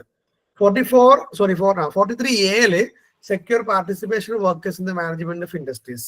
അഥവാ ഇൻഡസ്ട്രീന്റെ മാനേജ്മെന്റിൽ വർക്കേഴ്സിനും കൂടി പാർട്ടിസിപ്പേഷൻ കൊടുക്കണം, അഥവാ വർക്കേഴ്സിനും കൂടി ഒരു പ്രയോറിറ്റി കൊടുക്കുക എന്നുള്ളതാണ് 43A. അതൊക്കെ ഓരോ സമയത്ത് ഇങ്ങനെ അമെൻഡ് ചെയ്യണതാണ് കേട്ടോ, 43A എന്നൊക്കെ പറയുന്നത്. ആൻഡ് 44-ൽ uniform civil code of citizen ആണ്. യൂണിഫോം സിവിൽ കോഡ് നടപ്പിലാക്കണമെന്ന് ആർട്ടിക്കിൾ 44 പ്രകാരം ഡയറക്റ്റീവ് പ്രിൻസിപ്പിൾസിലുണ്ട്. നമ്മുടെ രാജ്യത്ത് നടന്നുകൊണ്ടിരിക്കുന്ന ഒരു ചർച്ച അല്ലേ അത്? ഉത്തരാഖണ്ഡ് നടപ്പാക്കിയല്ലോ, കുറെ സംസ്ഥാനങ്ങൾ നടപ്പിലാക്കി, ഒരു 3-4 BJP ഭരിക്കണ സംസ്ഥാനങ്ങൾ നടപ്പിലാക്കി. എന്താണ് ശരിക്കും യൂണിഫോം സിവിൽ കോഡ് എന്ന് പറഞ്ഞാല്? എല്ലാവർക്കും ഒരേ കോടതി. ഇപ്പൊ മുസ്ലിംസ് ആണെങ്കിലും നമ്മൾ കല്യാണം ആക്കുമ്പോൾ എല്ലാവർക്കും ഒരു നിയമം, എല്ലാവർക്കും ഒരു നിയമം. മതത്തിന്റെ നിയമങ്ങളൊക്കെ മാറ്റുക അല്ലെ? ഇപ്പൊ നമ്മൾ ശരിക്ക് ഓരോ മതക്കാർക്കും അവരുടെ, അത് റൈറ്റ് ടു റിലീജിയൻ, അത് പ്രകാരം നമ്മളിപ്പോ പോയി കൊടുക്കുന്നത്. ഓരോ മതത്തിനും നമ്മൾ മതപരമായ രീതിയിലൊക്കെ കാര്യങ്ങൾ ചെയ്യാം. നമ്മൾ ഈ ഭൂമി നോക്കൂലേ, പെൺകുട്ടികൾക്ക് പകുതി, ആണുങ്ങൾക്ക്. യെസ്, യൂണിഫോം സിവിൽ കോഡ് വന്നാലും എല്ലാവർക്കും ഒരുപോലെ ഇരിക്കും. ഏതായാലും എന്നിട്ട് വേണം ഞങ്ങൾക്ക് പെങ്ങന്മാർക്കും കൂടി നമ്മളെ ഈ പാരന്റ്സിന്റെ ഉത്തരവാദിത്തം കൊടുക്കാൻ. ഇപ്പൊ പെൺകുട്ടികൾ എന്ത് ചെയ്യണത്? കല്യാണം കഴിഞ്ഞ ഒറ്റ പോക്കാണ്, പിന്നെ ആ ഭാഗത്തേക്കില്ല. അത് പോരാ അല്ലേ? അങ്ങനെ എല്ലാത്തവരും ഉണ്ട്. ഉണ്ട്. പക്ഷെ എന്നാലും പൈസ ചെലവാക്കണത് ആരുടെ ആയിരിക്കും മിക്കവാറും? പെൺമക്കള്. പെൺമക്കൾക്ക് ഹസ്ബൻഡിന്റെ അച്ഛനും അമ്മനെയും നോക്കണ്ടേ? അത് ഹസ്ബൻഡ് പോയിക്കോളൂ. ഓ, അവിടെ ഉണ്ടല്ലോ ഈ യൂണിഫോം സിവിൽ കോഡ്. അത് വരണം, അത് വരണം. പിന്നെ ആർട്ടിക്കിൾ 45-ല് ഫ്രീ ആൻഡ് കമ്പൽസറി എഡ്യൂക്കേഷൻ ആണ് അപ് ടു 14. ഓക്കെ, 14 വയസ്സ് വരെയുള്ള കുട്ടികൾക്ക് ഫ്രീ ആൻഡ് കമ്പൽസറി എഡ്യൂക്കേഷൻ. 46-ല് പ്രൊമോഷൻ ഫോർ എഡ്യൂക്കേഷൻ ഉണ്ട് economic interest of scheduled caste, scheduled tribe, weaker section. അവർക്ക് എന്ത് വേണം? വിദ്യാഭ്യാസവും സാമ്പത്തികമായ അവസരങ്ങളും ഒക്കെ കൊടുക്കുക എന്നുള്ളതാണ് ആർട്ടിക്കിൾ 46. ആർട്ടിക്കിൾ 47-ല് raise the level of nutrition and standard of living. അതിനാണ് നമ്മൾ ഈ പറഞ്ഞ പോലെ അംഗനവാടി എന്നുള്ള സാധനമൊക്കെ ന്യൂട്രീഷൻസും ബാക്കി പ്രഗ്നന്റ് ആയാല് ഹെൽത്ത് സെന്ററിൽ നിന്നുള്ള കുറെ ഗുളികകളും അങ്ങനെ കുറെ സംഭവങ്ങൾ to improve public health. Then 48 organisation of agriculture and animal husbandry. Agriculture promote ചെയ്യണം, ആനിമൽ ഹസ്ബൻഡറി. എന്താ ആനിമൽസിന് ഹസ്ബൻഡ് വേണോ? എന്താ ആനിമൽ ഹസ്ബൻഡറി? മൃഗപരിപാലനം. മൃഗപരിപാലന കേന്ദ്രങ്ങള് അല്ലേ? ഓക്കെ. അപ്പൊ അത്തരത്തിലുള്ള കുറെ കാര്യങ്ങളാണ് ഡയറക്റ്റീവ് പ്രിൻസിപ്പിൾസിന്റെ ഈ ഒരു ആർട്ടിക്കിൾസ് മുഖേന ഉള്ളത്. Article 48A protection and improvement of environment and safe guarding of forest and wild life. അല്ലെ, വനം സംരക്ഷിക്കണം, വനജീവികളെ സംരക്ഷിക്കണം, അത്തരം നിയമങ്ങളാണ്. 49 protection of monuments and places objects of national importance. അല്ലെ, നമുക്ക് ഇപ്പോ ഞാൻ എന്റെ കോളേജിൽ പൂക്കോട്ടൂർ സ്മാരകമൊക്കെ ഉണ്ട്. മലബാർ കലാപത്തില് ജീവൻ പഠിച്ച ആളുകള് ഒക്കെ ഉള്ള. നിങ്ങളെ ഇന്ത്യ ഗേറ്റ് ആണോ? ഇന്ത്യ ഗേറ്റ്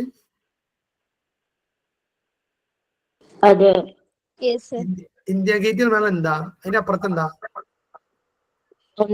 ഇതന്നെ, ഭൂമി തന്നെ. അല്ല, ഇന്ത്യ ഗേറ്റിന് അപ്പുറത്ത് എന്താ? മറ്റേ സഭ ഉണ്ട്, നിയമസഭ രാജ്യം. അങ്ങനെ ഇന്ത്യ തന്നെ. കുറെ ആളുകളെ വിശ്വസിച്ച് വെച്ച്, ഞാനടക്കം കുറെ ആളെ വിശ്വസിച്ച് ഇന്ത്യ ഗേറ്റ് വന്നാല് അതിനപ്പുറത്ത് പിന്നെ പാകിസ്ഥാനാണ്. അത് നിങ്ങൾ രാജസ്ഥാനല്ലേ പഞ്ചാബിന്റെ ആടെ പോണു. അപ്പം പിന്നെ ഇന്ത്യ ഗേറ്റിൽ കുറെ ആളുകളുടെ ഇതേപോലെ നമ്മുടെ പണ്ടത്തെ ഈ സ്വാതന്ത്ര്യ സമര കുത്തിവെച്ചിട്ടുണ്ട്.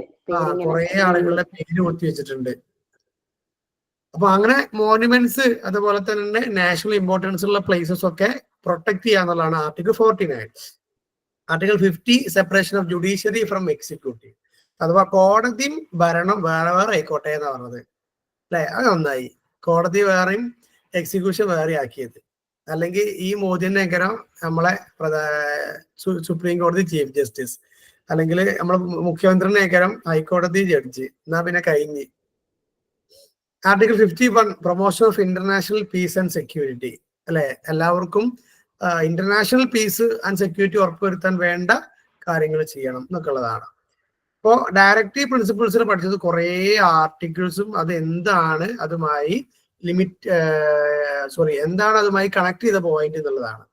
ഇനി ലിമിറ്റേഷൻ ഓഫ് ഡയറക്റ്റീവ് പ്രിൻസിപ്പിൾസ് ആണ് ഇവിടെ ഒരു 4-5 ലിമിറ്റേഷൻസ് പറയണേ.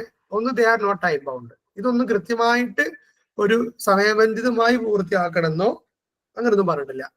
ദേ cannot be enforced through court of law.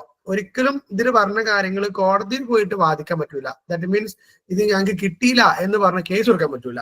3, conflict with fundamental rights. പലപ്പോഴും ഇതിലുള്ള കുറെ കാര്യങ്ങൾ ഫണ്ടമെന്റൽ റൈറ്റ്സുമായിട്ട് കോൺഫ്ലിക്റ്റ് ഉണ്ട് എന്നാ പറയണേ. നമ്മൾ നേരത്തെ പറഞ്ഞു ഇപ്പോ റൈറ്റ് ടു റിലീജിയൻ അത് പറഞ്ഞു. അതിന്റെ ഇപ്പുറത്തന്നെ യൂണിഫോം സിവിൽ കോഡും പറയാണ്. രണ്ടും കൂടി ആകുമ്പോൾ കോൺഫ്ലിക്റ്റ് വരും. ദെൻ ലാക്ക് ഓഫ് സ്പെസിഫിസിറ്റി, അഥവാ സ്പെസിഫിക് ആയിട്ട് ഇന്ന തന്നെ നടപ്പിലാക്കണം, അങ്ങനെ ഒരു സ്പെസിഫിസിറ്റി അതിലില്ല. 5, implement depends on political will. ഓരോ രാഷ്ട്രീയക്കാരും എന്ത് ചെയ്യും, അവർക്ക് താല്പര്യമുള്ളൊക്കെ വന്നിട്ട് എന്ത് ചെയ്യും, നടപ്പിലാക്കി പോകും. അങ്ങനെ ഒരു പൊളിറ്റിക്കൽ വില്ല് ഉണ്ടാവാനുള്ള സാധ്യത അവിടെ കാണുന്നുണ്ട്. ഇനി various constitutional provision relating to education ആണ്. ഇതൊക്കെ നമ്മൾ പഠിക്കുന്നത് എഡ്യൂക്കേഷനിൽ എന്താണ്, എഡ്യൂക്കേഷൻക്ക് എന്തെന്നുള്ളത് അറിയാനാണ്. ഇവിടെ എഡ്യൂക്കേഷൻക്ക് പ്രത്യേകം പറഞ്ഞ് ഒരു 3 പരിചയപ്പെടുത്തുന്ന article 45 provision for free and compulsory education. എല്ലാവർക്കും ഫ്രീ ആൻഡ് കമ്പൾസറി 14 വയസ്സ് വരെ എന്നുള്ളതാണ് കേട്ടോ. 46 promotion of education and economic interest of weaker section of society. നമ്മൾ നേരത്തെ പറഞ്ഞ ഷെഡ്യൂൾഡ് കാസ്റ്റ്, ഷെഡ്യൂൾഡ് ട്രൈബ് പോലുള്ള ആളുകൾക്ക് അവർക്ക് കൂടുതൽ എഡ്യൂക്കേഷൻ പ്രൊവൈഡ് ചെയ്യണം, പ്രൊമോട്ട് ചെയ്യണം എന്നുള്ളതാണ് ആർട്ടിക്കിൾ 46. ഇത് നിങ്ങൾ പ്രത്യേകം നോക്കിക്കോളൂ കേട്ടോ. ഈ ഒരു 45, 46ഉം പിന്നെ 45 തന്നെ ഭാഗമായിട്ടുള്ള 21A. It has been included as Article 21A, right to education as per 86th Amendment of the Constitution. 86ാമത്തെ നിയമ ഭേദഗതിയായി article 21A right to education നമ്മുടെ നാട്ടിൽ ഒരു നിയമമായി വന്നിട്ടുണ്ട്.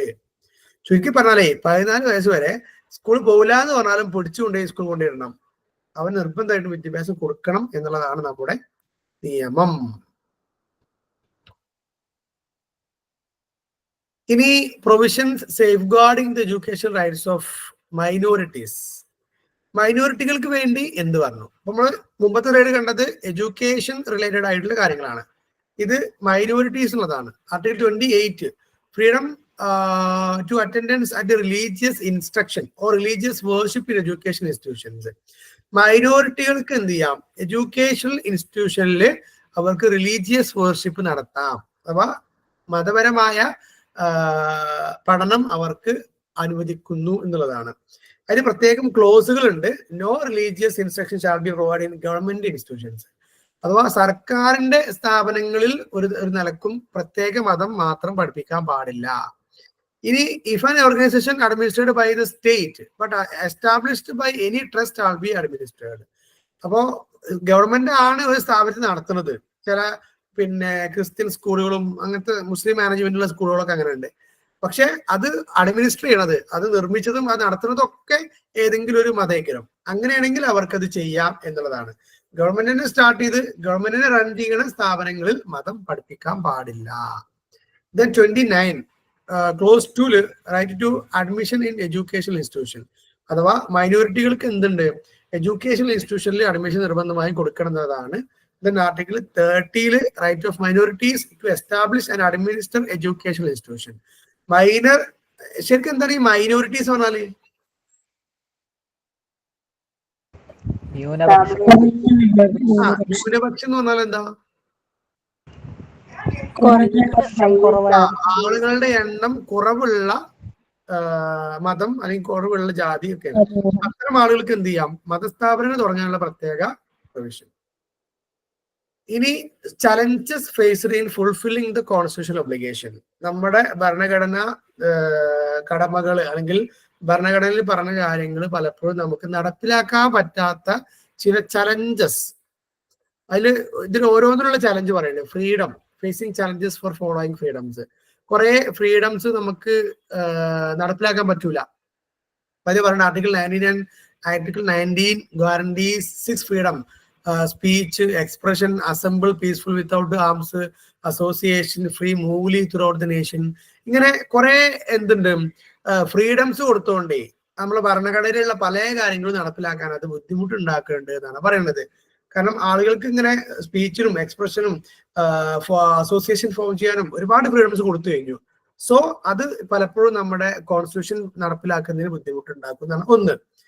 2 ജസ്റ്റിസ് ആണ്, അഥവാ difficulty to approach the court. പലപ്പോഴും ജനങ്ങൾ നേരിടുന്ന ഒരു പ്രശ്നമാണ്. എല്ലാ സമയത്തും കോടതിയെ പോയിട്ട് സമീപിക്കാനൊന്നും പൊതുജനങ്ങൾക്ക് പറ്റാറില്ല എന്നുള്ളതാണ്. Then lack of number of court proportion to the population. പലപ്പോഴും കോടതികളുടെ എണ്ണം കുറവാണ് അത്രേ. രാജ്യത്ത് ജനങ്ങളുടെ എണ്ണം, ജനസംഖ്യ കൂടുന്നതിനനുസരിച്ച് കോടതികൾ കൂടുന്നില്ല എന്നാണ് ഇവിടെ പറയുന്നത്. Post of judges are vacant. പിന്നെ പല കോടതിയിലും പല ജഡ്ജസിന്റെയും പോസ്റ്റ് വാക്കൻസി കിടക്കുന്നു. അത് മറ്റൊരു ചലഞ്ചായിട്ട് പറയുന്നുണ്ട്. ഇനി ഈക്വാലിറ്റിന്റെ പ്രശ്നം ജെൻഡർ ഡിസ്ക്രിമിനേഷൻ ആണ്. ഇപ്പോഴും നമ്മുടെ നാട്ടില് ജെൻഡർ ഡിസ്ക്രിമിനേഷൻ ഉണ്ട് എന്നാണ് പറയുന്നത്. Untouchability is not eradicated. Untouchability നമ്മുടെ നാട്ടിൽ നിന്ന് വിട്ടുപോയിട്ടില്ല എന്നുള്ളതാണ്. നമ്മുടെ നാട്ടിലെ റേസിസം, ജാതീയത അല്ലെങ്കിൽ വർണ്ണ വിവേചനം ഉണ്ടോ ചോദിച്ചാൽ നിങ്ങൾ എന്താ പറയാ? അതിപ്പോ അടുത്ത് ഒരു അംഗനവാടി കൊണ്ടുവെക്കുന്ന ചേച്ചി ഏതൊരു കാസ്റ്റിലായിട്ട് എന്റെ മോള് അംഗനവാടിയിൽ വിടില്ല പറഞ്ഞത് കേരളത്തിൽ നിന്നാണല്ലോ. ആണ്. അതൊന്നും അല്ലാണ്ട് നമ്മുടെ നാട്ടില് ശരിക്കും വർണ്ണവിവേചനം വളരെ കൂടുതലുണ്ട്. കാരണം ഈ ചെക്കന്മാര് പെണ്ണ് കാണാൻ പോകുമ്പോഴല്ലേ ഓർക്ക് വെളുത്ത പെണ്ണനെ ആണെന്നൊക്കെ വാശി പിടിക്കുന്നുണ്ട്. അതൊരു വർണ്ണവിവേചനം അല്ലേ? അതെ, പല സ്ഥലത്തും ഉണ്ട്. അത് തുറന്നു പറയുന്നില്ല. വർണ്ണവിവേചനം എന്ന പേരില് പറയുന്നില്ല, പക്ഷെ അങ്ങനെ കാണിക്കുന്നുണ്ട്. അല്ലേ? ശരിക്കും അങ്ങനെ ഇല്ലേ? അതൊരു നമ്മളെ വർണ്ണവിവേചനത്തിന്റെ ഭാഗം തന്നെ അല്ലേ? ഞാനൊരു തമാശ എന്താണ് നമ്മളെ ഉസ്താദ് എന്താ പറയണേ? പെണ്ണുങ്ങള് മാത്രല്ല, പെണ്ണുങ്ങളെ അമ്മാക്ക് നിറയില്ല എന്നൊക്കെ പറയലിപ്പോ. അത് ശരിയാണ്. അതുകൊണ്ടാണ് ചില ആളുകൾ ഏട്ടത്തിനെ കാണിച്ചത് അഞ്ചത്തിനെ കെട്ടിച്ചു, അല്ല അഞ്ചത്തിനെ കാണിച്ചത് ഏട്ടത്തിനെ കെട്ടിച്ചു എന്നൊക്കെ പറയില്ലേ. അനിയത്തിനെ കാണിച്ചു കൊടുത്തിട്ട് ജ്യേഷ്ഠത്തിനെ കെട്ടിച്ചു എന്നുള്ള പഴഞ്ചൊല്ല് പറഞ്ഞേക്കാലോ. പണ്ടങ്ങനെയൊക്കെ സംഭവിച്ചിരുന്നു ഇത്രേ. ഏതായാലും ഇക്വാലിറ്റിയിലും പ്രശ്നങ്ങൾ ഉണ്ടെന്നാ പറയണേ. ദെൻ ഫ്രട്ടേണിറ്റി പറയണത് വെച്ചാല് society is divided by the religion, language, caste, economic disparities, ഇങ്ങനെയൊക്കെയുള്ള കുറെ കാര്യങ്ങളിൽ സമൂഹം ഇങ്ങനെ വേറിട്ട് നിൽക്കുക, ഡിവൈഡ് ചെയ്തിരിക്കുന്ന പറയുന്നത്. അഥവാ ഈ ഒരു യൂണിറ്റ് ഇല്ല എന്ന് പറയുന്നത്, ഇന്റഗ്രിറ്റി ഒന്നും ഇല്ല, അവിടെയൊക്കെ പ്രശ്നങ്ങൾ ഉണ്ടെന്നാണ് പറയുന്ന കുറച്ച് കാര്യങ്ങൾ. മറ്റേ അയ്യോ ഓറ പേരെന്തേനു കലാമണ്ഡലം, നമുക്ക് ഓറ പേര് ഓർമ്മയിലേക്ക് ക്ലാസ് ശ്രദ്ധിക്കാനാവില്ല ഇനി. സത്യഭാമ. സത്യമാമ. Okay, thank you. അല്ലെ, അവരെന്താ പറഞ്ഞു വെച്ചത്, കുറച്ച് ഭംഗിയില്ലാത്തവരൊന്നും ഇതിന് വരണ്ടാന്നോ എന്താ പറഞ്ഞത്? അതെ, ഇരുണ്ടവര് ഡാൻസ് കളിക്കാനും പഠിക്കാനും. കറുത്ത കാക്കയെ പോലുള്ളവരൊന്നും ഇത് ചെയ്യാൻ പറ്റൂല. കലാഭവൻമണിന്റെ അനിയനെ കുറിച്ച് എന്താണ് പറഞ്ഞോളൂ അല്ലെ. അങ്ങനെയൊക്കെയുള്ള ആളുകൾ നമ്മുടെ നാട്ടിലുണ്ട് എന്നുള്ളത് തന്നെയാണ് നമ്മൾ പറഞ്ഞു വരുന്നത്. ദെൻ സോഷ്യൽ ജസ്റ്റിസ് ആണ്. ഇപ്പൊ ആ ഒരു ഭാഗം മുഴുവൻ കഴിഞ്ഞു. നമ്മുടെ fundamental rights, articles, directive principles, preamble, അതിന്റെ ആ ഒരു സെക്ഷൻ അവിടെ കഴിഞ്ഞു കേട്ടോ. ഇനി നമ്മൾ സോഷ്യൽ ജസ്റ്റിസ് ആൻഡ് എഡ്യൂക്കേഷൻ എന്നുള്ള ഈ ഒരു ഭാഗത്തേക്ക് പോവാണ്. അപ്പൊ അതില് പിന്നെ എന്താണ് സോഷ്യൽ ജസ്റ്റിസ് എന്നുള്ളതാണ് first. Distribution of opportunities and privileges as applied to individual within a society. ഒരു സൊസൈറ്റിയിലുള്ള എല്ലാവർക്കും നീതി കിട്ടുക, ഈക്വാലിറ്റി, ഓപ്പർച്യൂണിറ്റി, ഫ്രീഡം, ലിബർട്ടി, ഇങ്ങനെയുള്ള സംഭവങ്ങളെ കിട്ടുക എന്നുള്ളതാണ് സോഷ്യൽ ജസ്റ്റിസ് എന്നതുകൊണ്ട് ഉദ്ദേശിക്കുന്നത്. Then education as A mean of social justice. വിദ്യാഭ്യാസം എന്ന് പറയുന്നത് സോഷ്യൽ ജസ്റ്റിസിന്റെ ഭാഗമാണ്. കാരണം വിദ്യാഭ്യാസം ഉണ്ടെങ്കിൽ സമൂഹത്തിൽ എന്തുണ്ടാകും, ഒരു ബാലൻസ് ഉണ്ടാകും എന്നാ പറയുന്നത്. ഒരു സോഷ്യൽ ഇംബാലൻസിനെ ബാലൻസ് ചെയ്യും. അതുപോലെ തന്നെ എലിമിനേറ്റ് സോഷ്യൽ ഇൻജസ്റ്റിസ്, അനീതി ഒഴിവാക്കണമെങ്കിൽ വിദ്യാഭ്യാസം കൊണ്ടുവരണം. ആൻഡ് ഇംപ്രൂവ് സോഷ്യൽ സ്റ്റേറ്റസ്, സമൂഹത്തിൽ എല്ലാവർക്കും ഒരു ഉയർന്ന സ്ഥാനം അല്ലെങ്കിൽ ഒരു സ്റ്റേറ്റസ് കൂടണമെങ്കിൽ വിദ്യാഭ്യാസം വേണം. People are able to mingle with all sections of society. അങ്ങനെ വിദ്യാഭ്യാസം ഉണ്ടെങ്കിൽ മാത്രമേ സൊസൈറ്റിയിൽ ഒരു മിങ്കിൾ ചെയ്യാനും അല്ലെങ്കിൽ സൊസൈറ്റിയിൽ പിന്നെ സ്റ്റേറ്റസ് ഉണ്ടാക്കാനും ഇൻജസ്റ്റിസ് ഒഴിവാക്കാനൊക്കെ പറ്റുള്ളൂ എന്നാണ് സോഷ്യൽ ജസ്റ്റിസ് ആൻഡ് എഡ്യൂക്കേഷൻ എന്നുള്ള ഈ ഒരു സ്റ്റൈല് പറയണേ. അഥവാ സോഷ്യൽ ജസ്റ്റിസ് ഉറപ്പുവരുത്തണമെങ്കിൽ നമുക്ക് എഡ്യൂക്കേഷൻ വേണം, സോഷ്യൽ സ്റ്റാൻഡേർഡ് ഉറപ്പുവരുത്തണമെങ്കിൽ എഡ്യൂക്കേഷൻ വേണം, സോഷ്യൽ സ്റ്റേറ്റസ് ഉണ്ടാക്കണമെങ്കിൽ എഡ്യൂക്കേഷൻ വേണം, സോഷ്യൽ ഇന്റഗ്രിറ്റി ഉണ്ടാക്കണമെങ്കിൽ എഡ്യൂക്കേഷൻ വേണം, അണ്ടർസ്റ്റാൻഡിങ് ഉണ്ടാക്കണമെങ്കിൽ എഡ്യൂക്കേഷൻ വേണം. So education is the prime base of everything. ഇനി എങ്ങനെയാണ് എഡ്യൂക്കേഷനിൽ സോഷ്യൽ ജസ്റ്റിസ് ഉണ്ടാക്കുന്നത്? Establishing social justice in education. It denotes all students have equal opportunities, equal treatment. നമ്മൾ എന്തുകൊണ്ടെന്ന് അറിയോ, സോഷ്യൽ ജസ്റ്റിസ് ഈ കുട്ടികൾക്ക് അറിയണമെങ്കിൽ സ്കൂളിൽ അല്ലെങ്കിൽ അവർ പഠിക്കുന്ന സ്ഥാപനങ്ങളിൽ അവർക്ക് എന്ത് കാണണം, സോഷ്യൽ ജസ്റ്റിസ് ഉണ്ടെന്ന് പറഞ്ഞു, അഥവാ ഈക്വാലിറ്റി ഉണ്ട് അല്ലെങ്കിൽ നീതി ഉണ്ട് എന്നുള്ളത് അവർക്ക് തോന്നണം. അതിനു വേണ്ടിയിട്ട് എല്ലാ കുട്ടികൾക്കും ഈക്വൽ ഓപ്പർച്യൂണിറ്റീസും ഈക്വൽ ട്രീറ്റ്മെന്റും കിട്ടണം. നമ്മൾ കുറച്ച് കുട്ടികൾക്ക് കുറച്ച് ഓപ്പർച്യൂണിറ്റി കൊടുത്തു, കുറച്ചുകൂടെ ഭയങ്കര ആക്റ്റീവ് ആണ്, എന്നാൽ ഓൽക്ക് കുറച്ച് അധികം കൊടുക്കട്ടെ, അല്ലെങ്കിൽ ചില കുട്ടി ഭയങ്കര പഠിക്കും, എന്നാൽ ഓൽക്ക് കുറച്ച് കൂടുതൽ പരിഗണന കൊടുക്കട്ടെ എന്ന് വിചാരിച്ചാൽ അവിടെ സോഷ്യൽ ജസ്റ്റിസ് ഉണ്ടാവില്ല. Classroom is a dash society. Fill ചെയ്യാൻ പറ്റുമോ?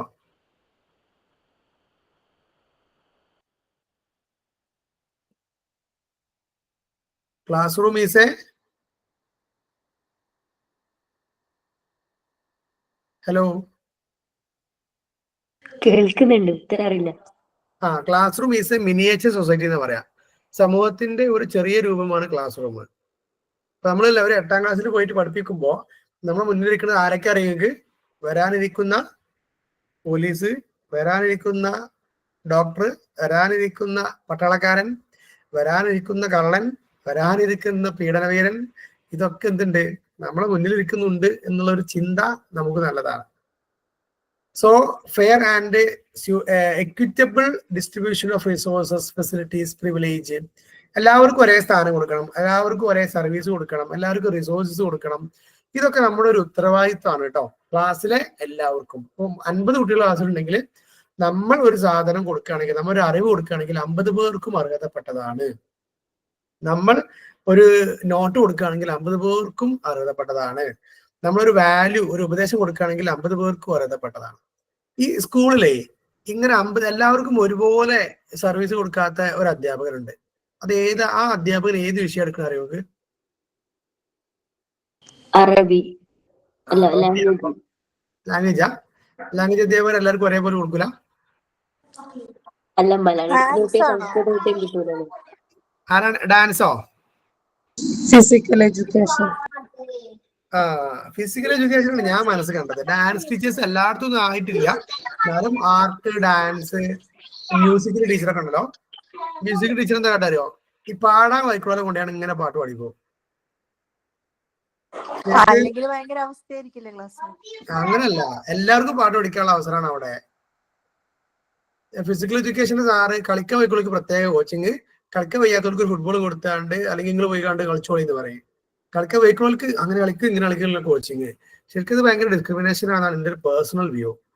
അഥവാ അതുകൊണ്ട് ഞങ്ങൾക്ക് എക്സ്പീരിയൻസ് ഒന്നും ഉണ്ടെന്ന് പറഞ്ഞു തോന്നുന്നല്ലോ. കൊടുക്കില്ല. എന്തോ എക്സ്പീരിയൻസ് ഉണ്ടെന്ന് തോന്നുന്നല്ലോ. ഇല്ല, ഞങ്ങള് പഠിച്ചിരുന്ന പി ടി മാഷന്മാർ ഗ്രൗണ്ടിൽ തന്നെ വരില്ല. പല തണലത്ത് ഇങ്ങനെ നിൽക്കുകയും ചെയ്യുള്ളൂ. ഞങ്ങള് പി.ടി. സാറിനെ കാണലില്ല, സ്റ്റാഫ് റൂമിൽ ഇറങ്ങിയില്ല തോന്നുന്നുണ്ട്. ഞാൻ ക്ലർക്കാന്നെ വിചാരിച്ചേ. അവരൊക്കെ നമ്മളെ ഒരു നല്ല തലമുറയെ കളഞ്ഞു കുളിച്ചത്. കാരണം ഈ കുട്ടികൾക്കൊക്കെ ശരിക്ക് കളി പഠിപ്പിച്ചു കൊടുക്കണം. എന്താണ് ഫുട്ബോൾ, ഫുട്ബോളിന്റെ റൂൾസ്, ക്രിക്കറ്റ് എന്താണ്, അതിന്റെ റൂൾസ് എന്താ എന്നുള്ള കുറെ ടേംസ്, ഇതൊക്കെ ശരിക്കും ക്രിക്കറ്റ് കളിച്ച് പോലെ കൂടെ കളിച്ച് പഠിപ്പിച്ചു കൊടുക്കേണ്ട ആളാണ് ആ സ്റ്റാഫ് റൂമിലും ആ മരത്തിന്റെ ചോട്ട് നിന്നാണ്ട് നമ്മുടെ ഭാവിയെ ഇല്ലാണ്ടാക്കിയത്. അല്ലാത്ത ജാതി. സോ ക്ലാസ് റൂമില് 2 reasons for social injustice in education. വിദ്യാഭ്യാസ സമ്പ്രദായത്തിൽ സോഷ്യൽ ഇൻജസ്റ്റിസ് ഉണ്ടാവാനുള്ള 2 കാരണം പറയണം. ഒന്ന് സോഷ്യൽ ഡിസ്ക്രിമിനേഷനും, 2 മാർജിനലൈസേഷൻ ഓഫ് സം സോഷ്യൽ ഗ്രൂപ്പുമാണ്. ചില ഗ്രൂപ്പുകളെ സമൂഹത്തിൽ ഇങ്ങനെ വരാതെ മാറി നിൽക്കൂത്രേ. 2 സോഷ്യൽ ഡിസ്ക്രിമിനേഷൻ, സമൂഹത്തിനുള്ളിൽ തന്നെയുള്ള ഡിസ്ക്രിമിനേഷൻസും ഒരു നമ്മുടെ എഡ്യൂക്കേഷൻ സിസ്റ്റത്തിൽ ഉണ്ട് എന്നൊക്കെയാണ് പറയുന്നത്. Then ways to establish social justice. എങ്ങനെ നമുക്ക് സോഷ്യൽ ജസ്റ്റിസ് ഉണ്ട് എന്ന് ഉറപ്പാക്കാം? വോയിസ് കേൾക്കുന്നുണ്ടല്ലോ അല്ലെ?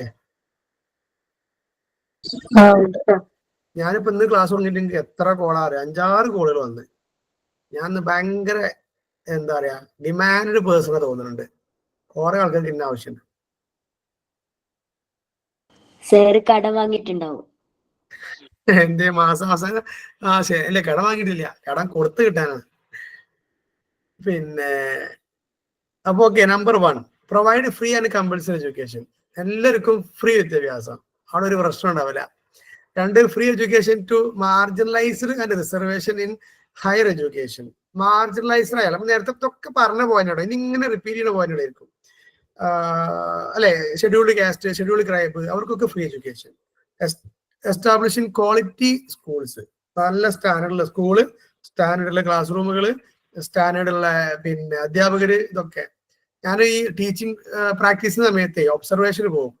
അവിടെ അങ്ങനെ പോകുമ്പോൾ എനിക്കിങ്ങനെ ഭയങ്കരമായ ഒരു കുറ്റബോധം തോന്നിപ്പോകും. കാരണം കുറെ സ്കൂളുകളിൽ പാർട്ടീഷൻ ഇല്ല.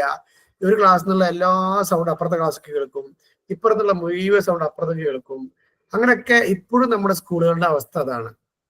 ടീച്ചേഴ്സും തന്നെ കുറെ ടീച്ചേഴ്സ്, അധ്യാപകർ ഇങ്ങനെ ആർക്കോ വേണ്ടി ക്ലാസ് എടുക്കുന്ന കുറെ അധ്യാപകര്. അതൊക്കെ നമ്മൾ ഇന്നും നമ്മുടെ എഡ്യൂക്കേഷൻ സിസ്റ്റത്തിന്റെ ഭാഗമാണ്. കുറെ മാറിയിട്ടുണ്ട്, എങ്കിലും ഇനിയും മാറാനുണ്ട്. അതുപോലെ establishing quality school, provide free uniform, textbook, stationery അല്ലെ. ഇതൊക്കെ ഇപ്പൊ കുറെയൊക്കെ ഉണ്ട് തോന്നുന്നു അല്ലെ. യൂണിഫോമും ഒക്കെ കുറെ സ്കൂളിൽ നിന്ന് കിട്ടുന്നുണ്ട്, പിന്നെ കിട്ടുന്ന സ്കൂളുകളുണ്ട്. ടെക്സ്റ്റ് ബുക്ക് എല്ലാവർക്കും ഉണ്ട്. സ്റ്റേഷനറി കുറച്ചൊക്കെ സ്കൂളിൽ നിന്ന് കിട്ടുന്നവരുണ്ട്. പിന്നെ ഫ്രീ ഹോസ്റ്റൽ ഫെസിലിറ്റീസ് ഉള്ള ഗവൺമെന്റ് സ്കൂൾ കോളേജുകളൊക്കെ ഒരു ഇതൊക്കെ കുറച്ചൊക്കെ ഫ്രീ ആയിട്ടുള്ള ഹോസ്റ്റൽ ഫെസിലിറ്റീസ് ഉണ്ട്. ഷെഡ്യൂൾഡ് കാസ്റ്റ് ആൻഡ് ട്രൈബിന് കുറെയൊക്കെ ഫ്രീ ആണ്, അല്ലാത്തവർക്ക് ചെറിയ ഫീ ഒക്കെ ഉണ്ടാവും. പിന്നെ opening more number of schools in rural area, അഥവാ LP പ്രൈമറി സ്കൂളുകൾ കുറെ തുറക്കുക. അത് കുറെയൊക്കെ സ്കൂളുകൾ ഇപ്പൊ അടുത്തൊക്കെ ഉണ്ട് അല്ലെ. ആൻഡ് എൻകറേജിങ് വിമൻസ് എഡ്യൂക്കേഷൻ, സ്ത്രീകൾക്ക് വിദ്യാഭ്യാസം പ്രൊമോട്ട്. ഈ സ്ത്രീകളെ വിദ്യാഭ്യാസം പ്രൊമോട്ട് ചെയ്യാനേ ആദ്യ കാലഘട്ടത്തിൽ കൊണ്ടുവന്ന സിസ്റ്റത്തിന്റെ പേരുണ്ട്, അതാരും കേട്ടണോ?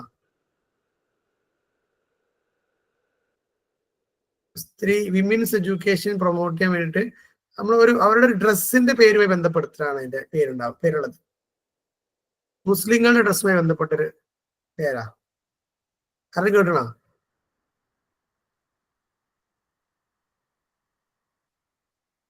ഹലോ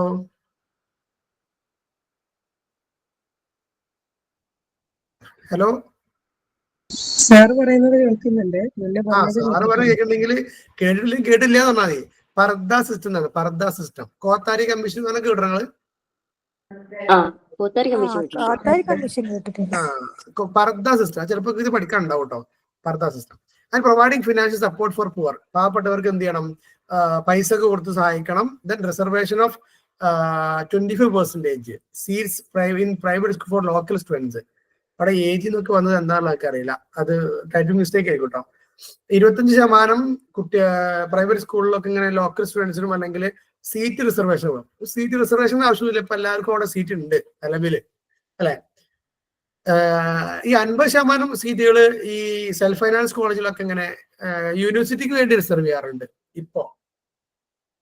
സോ ഇങ്ങനെ കുറെ കാര്യങ്ങൾ ചെയ്താലാണ് സോഷ്യൽ ജസ്റ്റിസ് സ്കൂളിൽ ഉണ്ടാവാന്നാണ് പറയുന്നത്.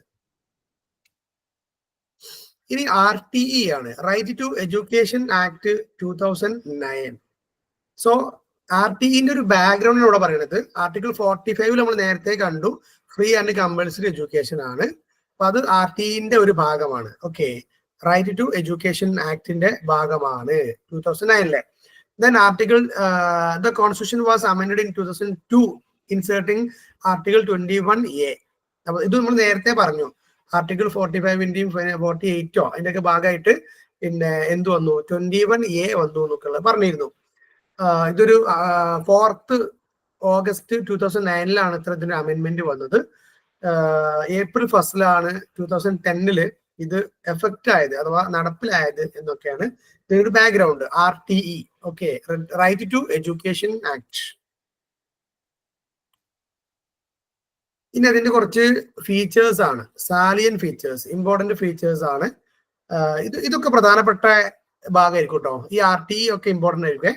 എഡ്യൂക്കേഷൻ ആക്ടുകൾ, മൈനോറിറ്റികൾ ആക്ടുകൾ, ദാറ്റ് മീൻസ് ആർട്ടിക്കിൾസ്, പിന്നെ RTE, ഇതൊക്കെ ഒന്നുകൂടി ഫോക്കസ് ചെയ്ത് പഠിക്കണേ. അതിന് പറഞ്ഞത് ഒന്ന്, free and compulsory education for all, എല്ലാവർക്കും ഫ്രീ ആൻഡ് കമ്പൽസറി എഡ്യൂക്കേഷൻ. അപ്പൊ അതിന് കുറച്ച് സബ് പോയിന്റുകളാണ് free and compulsory education up to 8th class. അത് ഏകദേശം 8-14 ഒരു 14 വയസ്സ് വരെയുള്ള കുട്ടികൾക്ക് അവരുടെ അടുത്തുള്ള സ്കൂളിൽ പോയി പഠിക്കാനുള്ള അവസരം. അതുപോലെ തന്നെ ലോക്കൽ ബോഡീസ് എന്ത് ചെയ്യണം, സ്കൂളുകൾ എസ്റ്റാബ്ലിഷ് ചെയ്യണം. It is the responsibility of the local bodies. Local ബോഡികൾ സ്കൂളുകൾ എസ്റ്റാബ്ലിഷ് ചെയ്യണം, അതുപോലെ തന്നെ കുട്ടികൾക്ക് പഠിക്കാനുള്ള അവസരങ്ങൾ ഉണ്ടാക്കണം. Then it is obligation of the government to ensure admission, attendance and completion of elementary education. കുട്ടികൾ സ്കൂളിൽ വരുന്നുണ്ട് എന്ന് ഗവൺമെന്റ് ഉറപ്പുവരുത്തണം. അവിടെ അവര് അഡ്മിഷൻ എടുത്ത് ഉറപ്പുവരുത്തണം, അവർക്ക് അറ്റൻഡൻസ് എടുത്ത് ഉറപ്പുവരുത്തണം. അതുപോലെ തന്നെ അവര് എലമെന്ററി എഡ്യൂക്കേഷൻ കംപ്ലീറ്റ് ആക്കി ഒരു 8ാം ക്ലാസ് വരെയെങ്കിലും പഠിച്ചു എന്ന് ഉറപ്പുവരുത്തണം. റൈറ്റ്. ഈ അഡ്മിഷൻ ഉറപ്പുവരുത്താൻ വേണ്ടിയിട്ട് സർക്കാർ എന്ത് ചെയ്യും, അഡ്മിഷൻ സമയത്ത് ഇങ്ങനെ കുറെ പ്രൊമോഷൻസ് കൊടുക്കാറുണ്ട്. അറ്റൻഡൻസിന് ഇത് നോക്കാൻ വേണ്ടിയിട്ട് അല്ല, അഡ്മിഷൻ ഉറപ്പുവരുത്താനാണ് 6ാമത്തെ പ്രവൃത്തി ദിനം എന്നാ തലയെണ്ണ വരിക സ്കൂളുകള് അല്ലെ. 6 വർക്കിംഗ് ഡേയ്സിലല്ലേ വരിക? I think so. എന്നിട്ട് അന്ന് ഞങ്ങളൊക്കെ പഠിച്ചിരുന്ന് ഇംഗ്ലീഷ് മീഡിയത്തിൽ നിന്നൊക്കെ കുട്ടികൾ കൊണ്ടിട്ട് സർക്കാർ സ്കൂളിൽ ഇരുത്തും. പിന്നെ എന്നിട്ട് തല എണ്ണി പോയി കഴിഞ്ഞാൽ ഒരു സ്കൂൾ തിരിച്ചു പോകും, ഒരു ഐസ്ക്രീം വാങ്ങി കൊടുക്കും. ഇപ്പൊ അവിടെ ആരെങ്കിലും ഉണ്ടോ, നിങ്ങൾക്ക് നാട്ടിലുണ്ടോ അങ്ങനെ? ഓ, തലയണ പറഞ്ഞ പില്ലോ, എനിക്ക് മനസ്സിലായില്ല. തലയെണ്ണൽ,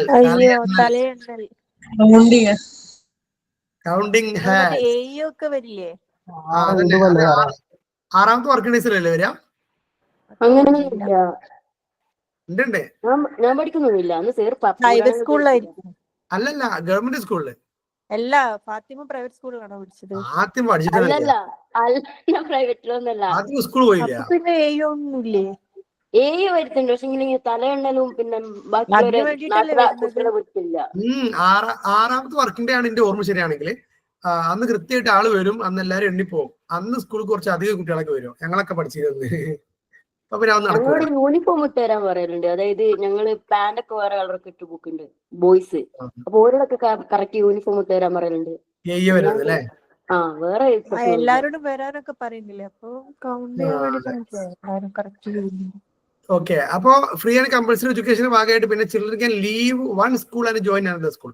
കുട്ടികൾക്ക് വേണമെങ്കിൽ ഒരു സ്കൂളിൽ നിന്ന് ഇറങ്ങി വേറെ സ്കൂളിൽ കയറാം, വേറെ സ്കൂളൊക്കെ പഠിക്കാം. അതുപോലെ ഫ്രീ എഡ്യൂക്കേഷൻ പറഞ്ഞാൽ free textbook, free uniform, free class, free stationery, ഇതൊക്കെ സ്കൂളിൽ നിന്ന് കൊടുക്കാൻ ശ്രമിക്കണം എന്നാണ് പറയുന്നത്. And responsibility of funding is to be shared by the central and state government. ഇത് കൺകറന്റ് ലിസ്റ്റിൽ വന്ന ഒരു സാധനം ആയതുകൊണ്ട് സെൻട്രൽ ഗവൺമെന്റും സ്റ്റേറ്റ് ഗവൺമെന്റും എന്ത് ചെയ്യണം, അതിന് ഫണ്ട് അനുവദിക്കണം. 2, benchmark mandate for primary education. Teacher pupil ratio ഉറപ്പുവരുത്തണം. ഇപ്പൊ എത്ര അറിയോ നിങ്ങൾക്ക് ടീച്ചർ പീപ്പിൾ റേഷ്യോ? 35:1 ഇപ്പൊ നടപ്പിൽ പോകണത് എനിക്ക് തോന്നുന്നു 30 ആണ്. 1:30 ഐ തിങ്ക്. ഇതിങ്ങനെ ഗവൺമെന്റ് ഇടയ്ക്കിടയ്ക്ക് ഇങ്ങനെ മാറ്റും. Then number of classrooms, separated toilets for girls and boys, number of school working days, ഇതിനൊക്കെ റൂൾസ് ഉണ്ട്. വർക്കിംഗ് അവേഴ്സ്, ടീച്ചേഴ്സ് എത്ര മണിക്കൂർ വർക്ക് ചെയ്യണം, എത്ര ഇപ്പോ ഏകദേശം 100 വർക്കിംഗ് ഡേയ്സ് ഒക്കെയാണ് ഒരു ഇതിൽ ഒരു സെമസ്റ്ററിലോ ഒക്കെ തേക്കാറുള്ളത്. അങ്ങനെയുള്ള കുറെ റൂൾസുകൾ എന്തുണ്ട് ഈ ഒരു എഡ്യൂക്കേഷൻ സിസ്റ്റത്തിൽ കൊണ്ടുവന്നിട്ടുണ്ട്. 3, special provision for the admission of those children who have not joined the school. സ്കൂളിൽ ജോയിൻ ചെയ്തില്ല സങ്കല്പിക്കുക. അഥവാ ഒരു കുട്ടി 6ാം വയസ്സിൽ അല്ലെങ്കിൽ 5ാം വയസ്സിലൊന്നും സ്കൂളിൽ പോയില്ല. 10 വയസ്സായപ്പോഴാണ് അവന് എന്ത് ചെയ്യണത്, ബോധം വരുന്നത്, എനിക്ക് സ്കൂളിൽ പോകണം. ആ കുട്ടി ഏത് ക്ലാസ്സിൽ ജോയിൻ ചെയ്യണം? 1ാം ക്ലാസ്സിൽ. 1ാം ക്ലാസ്സിലോ? 10 വയസ്സിലെ കുട്ടി 4ാം ക്ലാസ്സിൽ. അവന്റെ ഏജ് പ്രൊപ്പോർഷൻ അനുസരിച്ചുള്ള ക്ലാസ്സിലാണ് അവനെ കൊണ്ട് ജോയിൻ ചെയ്യിപ്പിക്കേണ്ടത്. അപ്പൊ ഈ ഒക്കെ ഓനെങ്ങനെ പഠിക്കാ? അത് അതിനൊരു ഇതുണ്ട്, ഒരു പ്രൈമറി ടെസ്റ്റ് ഉണ്ട്, ഒരു സ്ക്രീനിങ് ടെസ്റ്റ് ഉണ്ട്, ഒരു ബേസിക് കാര്യങ്ങൾ എഴുതിപ്പിക്കണൊക്കെ ഒരു ടെസ്റ്റ് ഉണ്ട്. പിന്നെ 5ാം ക്ലാസ് പഠിക്കുട്ടികൾക്ക് പത്രമൊക്കെ തന്നെ അറിയുള്ളൂ. ഒരുപാട് വലിയ അറിവൊന്നുമില്ല. അറിയില്ല. കുറെ കുറച്ചുകൂടി സ്ട്രിക്റ്റ് ആയിട്ട് കാര്യങ്ങൾ പോകുന്നുണ്ടെന്നാണ് ആൾക്കാർ പറയുന്നത്. അങ്ങനെ പോണ സ്ഥാപനങ്ങളുണ്ട്, പോകാത്തതും ഉണ്ട്, പലതും ഉണ്ട്. പക്ഷെ എന്നാലും പൊതുവെ നമ്മുടെ വിദ്യാഭ്യാസ മേഖല കുറെ മെച്ചപ്പെട്ടിട്ടുണ്ട്. പണ്ട് ഞങ്ങളൊക്കെ പഠിച്ചിരുന്നത് വേണമെങ്കിൽ പോയാൽ മതി. അങ്ങനെ നമ്മൾ പോയി പഠിച്ചു എന്തൊക്കെ ആവണം എന്ന് ഓൽക്ക് പ്രത്യേകിച്ചൊരു വാശിയൊന്നും ഉണ്ടായിരുന്നില്ല. 4, quantity and quality of teachers ആണ്. അപ്പൊ അതൊരു പ്രൈമറി ലെവലിൽ 1:5 1:40 ആണ് ഇതിൽ പറയുന്നത്. ഇപ്പൊ എനിക്ക് തോന്നുന്നത് 1:30 ആണ് തോന്നുന്നു കേട്ടോ. ആൻഡ് മിഡിൽ സ്കൂളിലാണെങ്കിൽ സയൻസിന് ടീച്ചർ വേണം, അഥവാ 6-8 UP സ്കൂളിൽ. LP സ്കൂളിൽ ഓരോ ക്ലാസ്സുക്കും ഓരോ ടീച്ചർമാരുണ്ടാവുക. UP സ്കൂൾ ആകുമ്പോഴേക്ക് സയൻസിന് ടീച്ചർ, മാത്സിന് teacher, social science teacher, language teacher, ഇങ്ങനെയൊക്കെയുള്ള ടീച്ചേഴ്സ് വേണം. അഥവാ ക്ലാസ് റൂമുകൾ എത്ര ക്ലാസ്സസ് ഉണ്ടോ അതിനനുസരിച്ച്, ഡിവിഷൻസ് ഉണ്ടോ അതിനനുസരിച്ച് ടീച്ചേഴ്സ് വേണം എന്നുള്ളതാണ് റൂള്. അതുപോലെ തന്നെ there should not be any disparity between rural and urban school. Rural സ്കൂളാണെങ്കിലും അർബൻ സ്കൂളാണെങ്കിലും ഒക്കെ ഒരേ നിയമമാണെന്നാണ് പറയുന്നത്. Teachers should be trained and qualified. ടീച്ചേഴ്സിന് കൃത്യമായ ക്വാളിഫിക്കേഷൻസ് പറയുന്നുണ്ട്. നിങ്ങൾക്ക് BEd കഴിഞ്ഞാൽ നിങ്ങൾക്ക് എവിടെയൊക്കെ പഠിപ്പിക്കാം? ഹയർ സെക്കൻഡറി മുതൽ താഴോട്ട് പഠിപ്പിക്കാം. താഴോട്ട് എത്ര വരെ? LKGയോ? UP ഹൈസ്കൂൾ ആണ് നിങ്ങൾക്കുള്ള ഏരിയ. അതിന് കാറ്റഗറി വേണ്ടേ? അതെന്ത് സെറ്റ് ഉണ്ടെങ്കിൽ നമുക്ക് ഹയർ സെക്കൻഡറി പോയിക്കൂടെ? പോകാം. അതിന് മുമ്പ് UP പഠിപ്പിക്കണമെങ്കിൽ കാറ്റഗറി എത്ര വേണ്ടേ? 2, 3 ഹൈസ്കൂള്. ഓക്കെ. അപ്പൊ നിങ്ങൾ സെക്കൻഡ് ഇയർ ആയ മുതൽ കാറ്റഗറി പഠിക്കണം കേട്ടോ. അഥവാ 3rd സെമസ്റ്റർക്ക് കടന്നാല് നിങ്ങൾക്ക് കാറ്റഗറി എഴുതാം. പിന്നെ prohibited deployment of teachers four non academic works.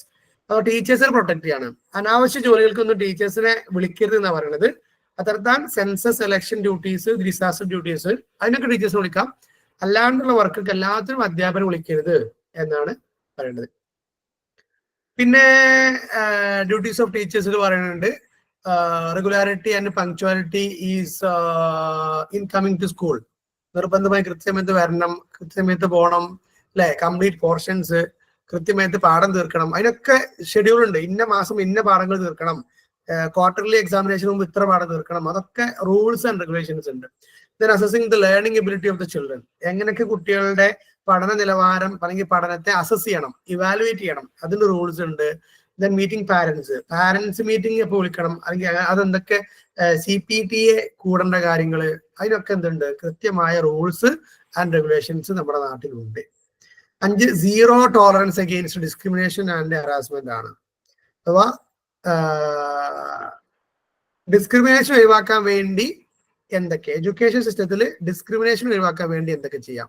1, no screening test for admission. LP സ്കൂളിലെ സ്ക്രീനിങ് നടത്താൻ പാടില്ല എന്നാണ്. അഥവാ നമ്മളിപ്പോ ഈ ഇന്റർനാഷണൽ സ്കൂളും ചിലപ്പോ CBSE സ്കൂളൊക്കെ സ്ക്രീനിങ് ഉണ്ടാവില്ലേ? നാട്ടിലൊക്കെ ഉണ്ടോ അങ്ങനെ? അതില് ചില ഗേൾസിലുള്ള സ്കൂളിലൊക്കെ സ്കൂളിൽ കാണാം, കണ്ടുണ്ട്. എല്ലാ സ്കൂളിലൊന്നുമില്ല. പാരന്റ്സിന് വരെ സ്ക്രീനിങ് ഉണ്ട് നമുക്ക് കേൾക്കാം ചില ഇന്റർനാഷണൽ സ്കൂളിലൊക്കെ. അതേപോലെ demanding donation is A criminal offence. Donation പാടില്ല. ഡൊണേഷൻ നിങ്ങളുടെ നാട്ടിൽ എല്ലായിടത്തും ഉണ്ട് തോന്നുന്നു അല്ലേ? ഫറൂഖ് കോളേജിലൊക്കെ 1 ലക്ഷം ഈ ഇയർ വാങ്ങിയത് പറഞ്ഞിട്ടു. DLED TTC BED ഉണ്ടല്ലോ. BED 2 ലക്ഷവും പിന്നെ ഒക്കെ 3 ലക്ഷം കൊടുക്കുന്ന ആൾക്കാരുണ്ട് ഡൊണേഷൻ മാത്രം. പിന്നെ നോ സർട്ടിഫിക്കറ്റ്. ഞാനൊരിക്കൽ എൻക്വയറി ചെയ്തപ്പോ 3 ലക്ഷത്തി സംതിങ് ഉണ്ട്. No certification of birth should be demanded. കുട്ടികളുടെ ബർത്ത് സർട്ടിഫിക്കറ്റ് ചോദിക്കരുത് എന്ന്. അതുപോലെ തന്നെ no child should be given punishment. കുട്ടികൾക്ക് പണിഷ്മെന്റ് കൊടുക്കരുത്. No private school should be started without the approval of the government. Government പറയാതെ പ്രൈവറ്റ് സ്കൂൾ ആരും തുറക്കരുത്. No permission. ബർത്ത് സർട്ടിഫിക്കറ്റ് കൊടുത്തിട്ടില്ലേ കറക്റ്റ് ഡേറ്റ് ഒന്നും കിട്ടില്ലല്ലോ. അത് കിട്ടൂല, നിയമത്തിലെ തരാം. അത് കുട്ടികളെ ബുദ്ധിമുട്ടിക്കണ്ട വെച്ചിട്ടാണ്. അല്ല എനിക്കൊക്കെ പിന്നെ ബുദ്ധിമുട്ടാവുക ചെയ്തത് അതുകൊണ്ട്. ഇന്നതൊക്കെ പേരും ഡേറ്റ് ഓഫ് ബർത്ത് ഒക്കെ ഡിഫറെന്റാ. മൊത്തം മാറ്റാണ്. അത് വലിയ പാരയാണ്. No permission grant the school which do not have the standard. അഥവാ മിനിമം സ്റ്റാൻഡേർഡ് ഇല്ലാത്ത സ്കൂളുകളൊന്നും പ്രവർത്തിക്കേണ്ടതില്ല. ഡിസ്ക്രിമിനേഷൻ പാടില്ല. No discrimination against disadvantage group. അഥവാ ഡിസേബിൾഡോ അല്ലെ അത്തരത്തിലുള്ള ആളുകൾക്കൊന്നും ഡിസ്ക്രിമിനേഷൻ പാടില്ല. Then ensuring all round development of the children. നമ്മളെ ഗാന്ധിജി പറഞ്ഞ പോലെ കുട്ടികളുടെ എല്ലാ മേഖലയിലുള്ള ഡെവലപ്മെന്റ് ഉറപ്പുവരുത്തണം. അത് RTE ഭാഗമാണ്. 7 improving learning outcomes to minimise detention. അഥവാ കുട്ടികൾ കൊഴിഞ്ഞുപോക്ക് കുറക്കണം. അതിനു വേണ്ടിയിട്ട് എന്ത് ചെയ്യണം? ലേണിംഗ് ഔട്ട്കംസ് ഇംപ്രൂവ് ചെയ്യണം. അഥവാ no child should be held back before completing elementary education. 8ാം ക്ലാസ് കഴിയാതെ ഒരു കുട്ടി നിർത്താൻ പാടില്ല. Improve the performance voice break ആവുണ്ടോ? Of the schooling. അതിന് വേണ്ടി സ്കൂളിലത്തെ പെർഫോമൻസ് കൂട്ടണം. പറഞ്ഞത് ഒന്നും കൂടി പറഞ്ഞു, ആളൊന്നും കേട്ടിട്ടില്ല.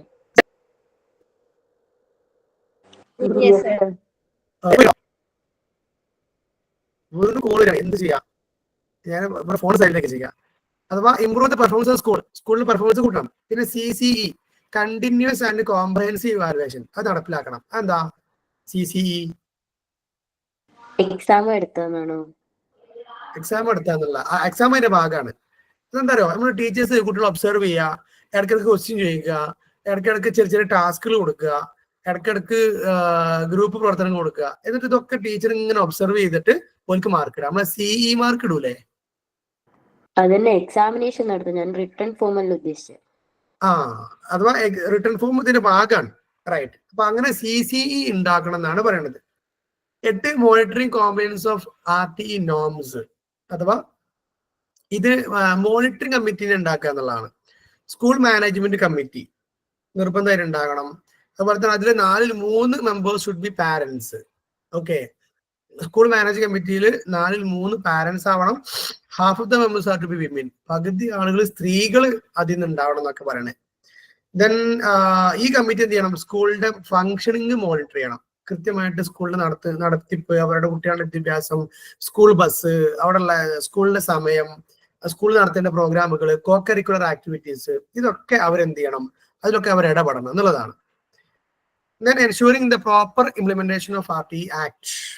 അഥവാ ഈ ആക്ടിനെ കൃത്യമായിട്ട് ഇംപ്ലിമെന്റ് ചെയ്യുക. Grievance redressal cell has to be formed. അഥവാ എന്തെങ്കിലും നിയമ പ്രശ്നങ്ങൾ ഉണ്ടെങ്കിൽ അത് അഡ്രസ് ചെയ്യാനുള്ള സെല്ല് സ്കൂളിൽ ഫോം ചെയ്യണം. അപ്പൊ ഈ വിമൻ സെല്ലും അങ്ങനെ എന്തൊക്കെയോ സെല്ലുകൾ, കുറെ സെല്ലുകൾ സ്കൂളിൽ ഉണ്ട്. Creating social inclusion in schooling. അതുപോലെ തന്നെ മൊത്തം സൊസൈറ്റിയിലുള്ള എല്ലാവരെയും അംഗീകരിക്കുന്ന പോലെയുള്ള പ്രവർത്തനങ്ങൾ സ്കൂളുകളിൽ ചെയ്യണം. ആ ഒരു സെക്ഷൻ അവിടെ കഴിഞ്ഞു പറഞ്ഞാൽ RTEന്റെ റൈറ്റ് ടു എഡ്യൂക്കേഷൻ ആക്ടിന്റെ ഫീച്ചേഴ്സ്, സാലിയൻ ഫീച്ചേഴ്സ് ആണ് പറഞ്ഞത്. അതിൽ ഏകദേശം 10 ഫീച്ചേഴ്സ് നമ്മൾ പറഞ്ഞിട്ടുണ്ട്. Then education in the concurrent list and implication ആണ്. ഇതിൽ കുറച്ച് ആർട്ടിക്കിൾസ് ആണ് ഇതിൽ വരിക. കൺകറന്റ് ലിസ്റ്റിനെ കുറിച്ചാണ് പറയുന്നത് കേട്ടോ. കൺകറന്റ് ലിസ്റ്റിന്റെ പ്രത്യേകത എന്താ പറഞ്ഞേ? അത് സ്റ്റേറ്റിനും സെൻട്രലിനും ഉണ്ട്. പക്ഷെങ്കിൽ സ്റ്റേറ്റ് സെൻട്രൽ ആണ് വലുത്. ഒരു ഡിസിഷൻ എടുത്ത പിന്നെ സ്റ്റേറ്റിലും സെൻട്രലിലും ഉണ്ട്. ഓക്കെ, ഇവിടെ ആദ്യം ഈ 3 ലിസ്റ്റുകളെയും പരിചയപ്പെടുത്തുന്നുണ്ട്. കണ്ടോ, ഒന്ന് യൂണിയൻ ലിസ്റ്റ് ആണ്, അതിൽ ഹയർ എഡ്യൂക്കേഷനും റിസർച്ചും ഒക്കെയാണ് അതിൽ പ്രധാനമായിട്ട് വരുന്നത്. റൈറ്റ്. അപ്പൊ അതിൽ ആർട്ടിക്കിൾ 63 പറയുന്നുണ്ട് commencement of the constitution as the നമ്മൾ എന്താണോ commencement of this constitution as the Banaras Hindu university, Aligarh university, financial by the government of India, wholly in part. കാരണം ഹിന്ദു മതക്കാർക്ക് വേണ്ടിയുള്ളതും മുസ്ലിങ്ങൾക്ക് വേണ്ടിയൊക്കെയുള്ള സ്ഥാപനങ്ങള് ഗവൺമെന്റിന്റെ അണ്ടറിൽ തന്നെ നടത്തി പോരുന്നുണ്ട്. അപ്പോൾ അത് പറയുന്നത് article 63 article 64 institution for scientific and technical education financed by the government of India. അപ്പം റിലീജിയസ് ഇൻസ്റ്റിറ്റ്യൂഷൻസും ഗവൺമെന്റ് ഓഫ് ഇന്ത്യന്റെ അണ്ടറിൽ നടക്കുന്നുണ്ട്. സയന്റിഫിക് ആയിട്ട് പഠിക്കുന്ന ഇൻസ്റ്റിറ്റ്യൂഷൻ, ടെക്നിക്കൽ എഡ്യൂക്കേഷൻ കൊടുക്കുന്ന ഇൻസ്റ്റിറ്റ്യൂഷൻസും ഗവൺമെന്റ് ഓഫ് ഇന്ത്യന്റെ അല്ലെങ്കിൽ കേന്ദ്ര ഗവൺമെന്റിന്റെ അണ്ടറിൽ നടക്കുന്നുണ്ട്. അത് 64. 65 union agencies and institution for professional, vocational and technical training. കേന്ദ്ര ഗവൺമെന്റ് എന്ത് ചെയ്യണം? പ്രൊഫഷണൽ എഡ്യൂക്കേഷനും വൊക്കേഷൻ രണ്ടും ഏകദേശം ഒന്ന് തന്നെയാണ്. വൊക്കേഷണൽ എഡ്യൂക്കേഷൻ ഒരു പർട്ടിക്കുലർ ജോബിനെ സംബന്ധിച്ചുള്ള കോഴ്സസ് അതും അവരെന്ത് ചെയ്യണം? പ്രൊവൈഡ് ചെയ്യണം. Research centres and scientific and technical അസിസ്റ്റൻസും അവരെന്ത് ചെയ്യണം? കൊടുക്കണം. Then 66 article 66 coordination of higher education and research and scientific and technological institution. അപ്പം ഈ ഒരു യൂണിയൻ ലിസ്റ്റിൽ കാര്യമായി പറഞ്ഞത്, ഒന്ന് religious institution, 2 technical institution, 3 scientific, technical or scientific, അതുപോലെ തന്നെ റിസർച്ച് സെന്റേഴ്സ്, വൊക്കേഷണൽ എഡ്യൂക്കേഷൻ, ഇതൊക്കെ എന്ത് ചെയ്യണം? യൂണിയൻ ഗവൺമെന്റിന്റെ അണ്ടറിൽ ചെയ്യണം എന്നുള്ളതാണ്. ദെൻ സ്റ്റേറ്റ് ലിസ്റ്റ്, ഒരു സംസ്ഥാനം ഏറ്റെടുത്ത് നടത്തേണ്ട ലിസ്റ്റാണ് സ്റ്റേറ്റ് ലിസ്റ്റ് എന്ന് പറയുന്നത്. So education had been kept under this state list. Okay, so it is the responsibility of the government to plan and undertake measures for the growth and development of education. നമ്മുടെ പ്രധാനമായിട്ടും primary education ആണ്, primary and secondary.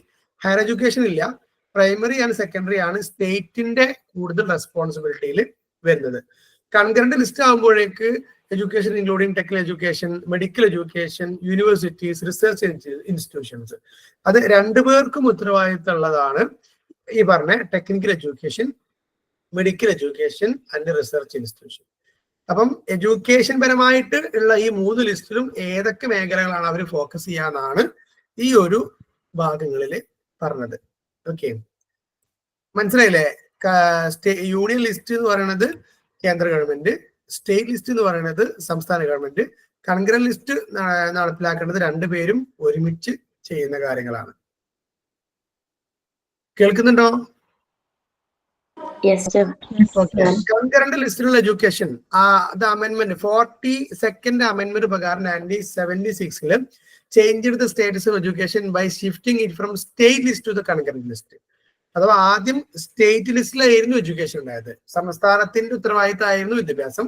പിന്നീട് അത് concurrent ലിസ്റ്റിലേക്ക് മാറിയപ്പോ 2 പേർക്കും ഉത്തരവാദിത്തമായത് 1976 42ാമത്തെ amendment പ്രകാരം, okay, ഭേദഗതി പ്രകാരം വന്നത്. So both centre and state can legislate. പിന്നീട് ആ ഒരു കൺകറന്റ് ലിസ്റ്റിൽ വന്നാലും എന്താ വെച്ചാല് വിദ്യാഭ്യാസത്തിന്മേൽ സ്റ്റേറ്റ് ഗവൺമെന്റിനും കേന്ദ്ര ഗവൺമെന്റിനും എന്ത് ചെയ്യാം? നിയമങ്ങൾ കൊണ്ടുവരാം. If there is any dispute, എന്തെങ്കിലും പ്രശ്നങ്ങൾ ഉണ്ടെങ്കിൽ the centre will be the authority. Okay, കേന്ദ്ര ഗവൺമെന്റ് കാര്യങ്ങളെ തീരുമാനിക്കും. So implications of the education in the concurrent list ആണ് കേട്ടോ. അപ്പൊ കൺകറന്റ് ലിസ്റ്റിൽ എഡ്യൂക്കേഷനെ പ്രൊമോട്ട് ചെയ്യുന്ന എന്തൊക്കെയാണ്? To ensure uniformity in education. കാരണം എന്താ അറിയോ, ഇപ്പൊ സംസ്ഥാനത്തിന്റെ മാത്രം അണ്ടറിലാണ് വിദ്യാഭ്യാസം വന്നാലേ കേരളത്തിൽ ഒരു രീതികരം, തമിഴ്നാട് വേറെ രീതികരം, കർണാടകയിൽ വേറെ രീതിയായിരിക്കും. കാരണം അവിടുത്തെ ഗവൺമെന്റുകൾ എന്ത് ചെയ്യും? അവിടുത്തെ എഡ്യൂക്കേഷൻ സിസ്റ്റം ഇങ്ങനെ അവർക്ക് ഇഷ്ടമുള്ള പോലെ മാറ്റം വരുത്തി കൊടുക്കും. ഇപ്പൊ ഒരു പുതിയ ഒരു മാറ്റം എന്താ? നമ്മുടെ ഒരു ഡിഗ്രിയിൽ വന്നു കൊടുക്കുന്നത്, അല്ലെങ്കിൽ BEd ഡിഗ്രിയിലൊക്കെ എന്താ വന്നു കൊടുക്കുന്നത്?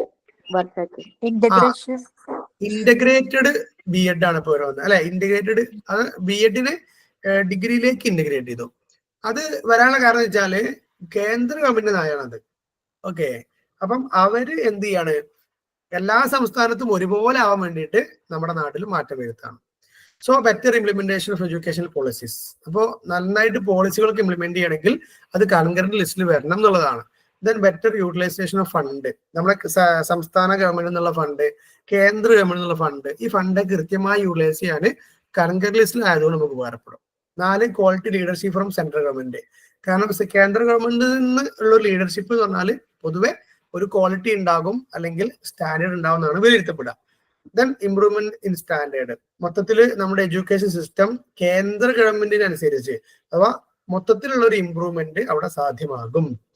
Then improvement of standard four better discipline. അല്ലെ, അവിടുത്തെ ഡിസിപ്ലിൻസ് ഒക്കെ നന്നാവുക. ഈ ഡിസിപ്ലിൻ എന്നുള്ള വാക്കിന് 2 അർത്ഥമുണ്ട്. എന്തൊക്കെ അറിയോ? കൃത്യനിഷ്ഠത, ഒന്ന് കൃത്യനിഷ്ഠത, വേറെ department. Yes, good. Then education for emotional integration.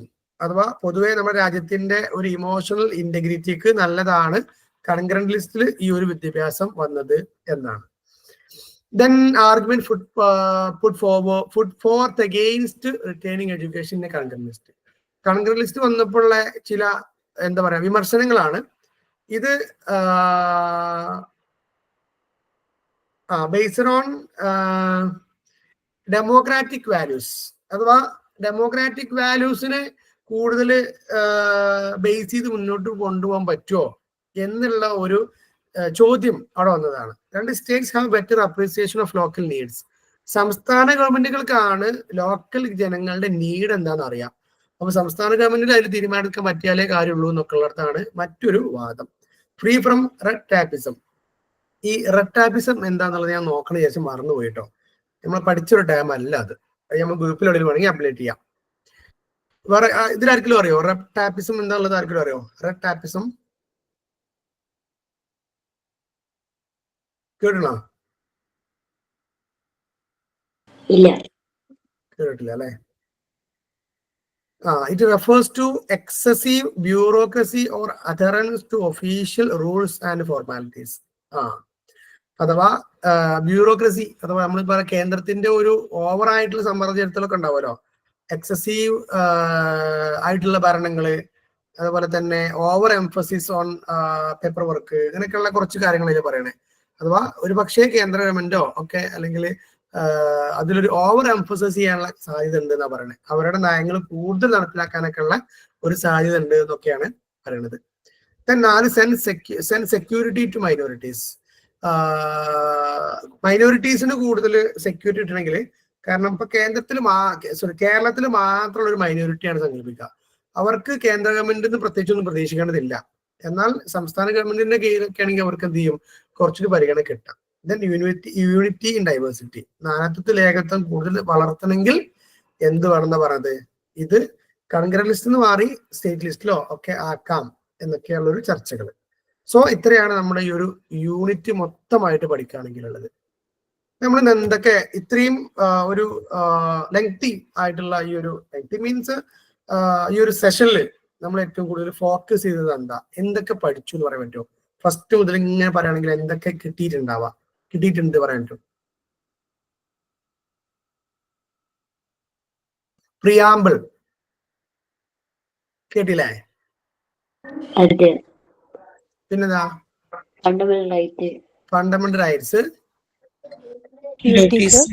Fundamental duties, directive principles, articles അല്ലെ? വേറെന്താ പഠിച്ചേ? ഡയറക്റ്റീവ് പ്രിൻസിപ്പിൾസ് ചെയ്യുന്നുണ്ട്.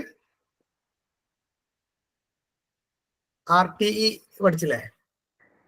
റൈറ്റ് ടു ഇൻഫർമേഷൻ ആക്ട്, അതുപോലെ തന്നെ കൺകറന്റ് ലിസ്റ്റ്, സ്റ്റേറ്റ് ലിസ്റ്റ്, അതുപോലെ തന്നെ യൂണിയൻ ലിസ്റ്റ്. ഇതിനൊക്കെ കൂടുതൽ എഡ്യൂക്കേഷൻക്ക് എന്ത് പ്രൊമോട്ട് ചെയ്യണം എന്നുള്ളതാണ് കാര്യമായിട്ട് നമ്മൾ നോക്കേണ്ടത് കേട്ടോ. സോ ഇന്ന് നമ്മൾ ഡിസ്കസ് ചെയ്ത ഒരു പൊളിറ്റിക്കൽ സയൻസിന്റെ കുറെ ഭാഗങ്ങളാണ്. So as A teacher we should know some rules, the Constitution of India, the fundamental rights, the fundamental duties and everything, right? ഞാൻ ഈ പൊളിറ്റിക്സ് പഠിക്കാത്ത ഒരാളാണ്. പക്ഷേ എന്റെ സ്ഥാപനത്തിൽ ഇങ്ങനെ +1 +2 പൊളിറ്റിക്സ് പേപ്പർ വന്നപ്പോൾ അതിന്റെ ഭാഗമായിട്ട് വളരെ ഇൻട്രസ്റ്റിംഗ് ആയി പഠിച്ചൊരു പേപ്പർ കൂടിയായിരുന്നു. സോ ഇത് ക്ലാസ് എടുക്കുക എന്നുള്ളത് എന്നെ സംബന്ധിച്ച് ഭയങ്കര ഇഷ്ടമുള്ളൊരു വിഷയമാണ്. സോ എനിവേ ഇന്നത്തെ ക്ലാസ്സിന്റെ വലിയ പ്രത്യേകത എന്ന് വെച്ചാൽ നിങ്ങൾ എൻ്റെ കൂടെ ഇങ്ങനെ കട്ടക്ക് നിന്നു എന്നുള്ളതാണ് എനിക്ക് ഏറ്റവും വലിയ സന്തോഷം. കാരണം നമ്മളിപ്പോ 9:15 തുടങ്ങി, ഏകദേശം 2:07 നമ്മൾ തുടങ്ങിയാണെങ്കിൽ 8:30 9:30 അല്ലെ, 2 മണിക്കൂറോളായി തുടങ്ങി. എവിടെയും എനിക്ക് ഇങ്ങനെ വെയിറ്റ് ചെയ്യേണ്ടി വന്നിട്ടില്ല. അപ്പം നിങ്ങളുടെ ഒരു വലിയ സപ്പോർട്ടായിരുന്നു ഇന്നത്തെ എൻ്റെ ക്ലാസ്സിന്റെ ഒരു എനർജി എന്ന് ഒരിക്കലും പറയാതിരിക്കാൻ പറ്റൂല. പിന്നെ ഓരോരുത്തരുടെ പേരെടുത്ത് പറയണില്ല. എനിവേ, പിന്നെ thank you for your kind cooperation and the active involvement in the class room. ശരിക്കും അതാണ് നമ്മളൊരു PJ എന്ന് പറയുന്നത്. Okay, so thank you all.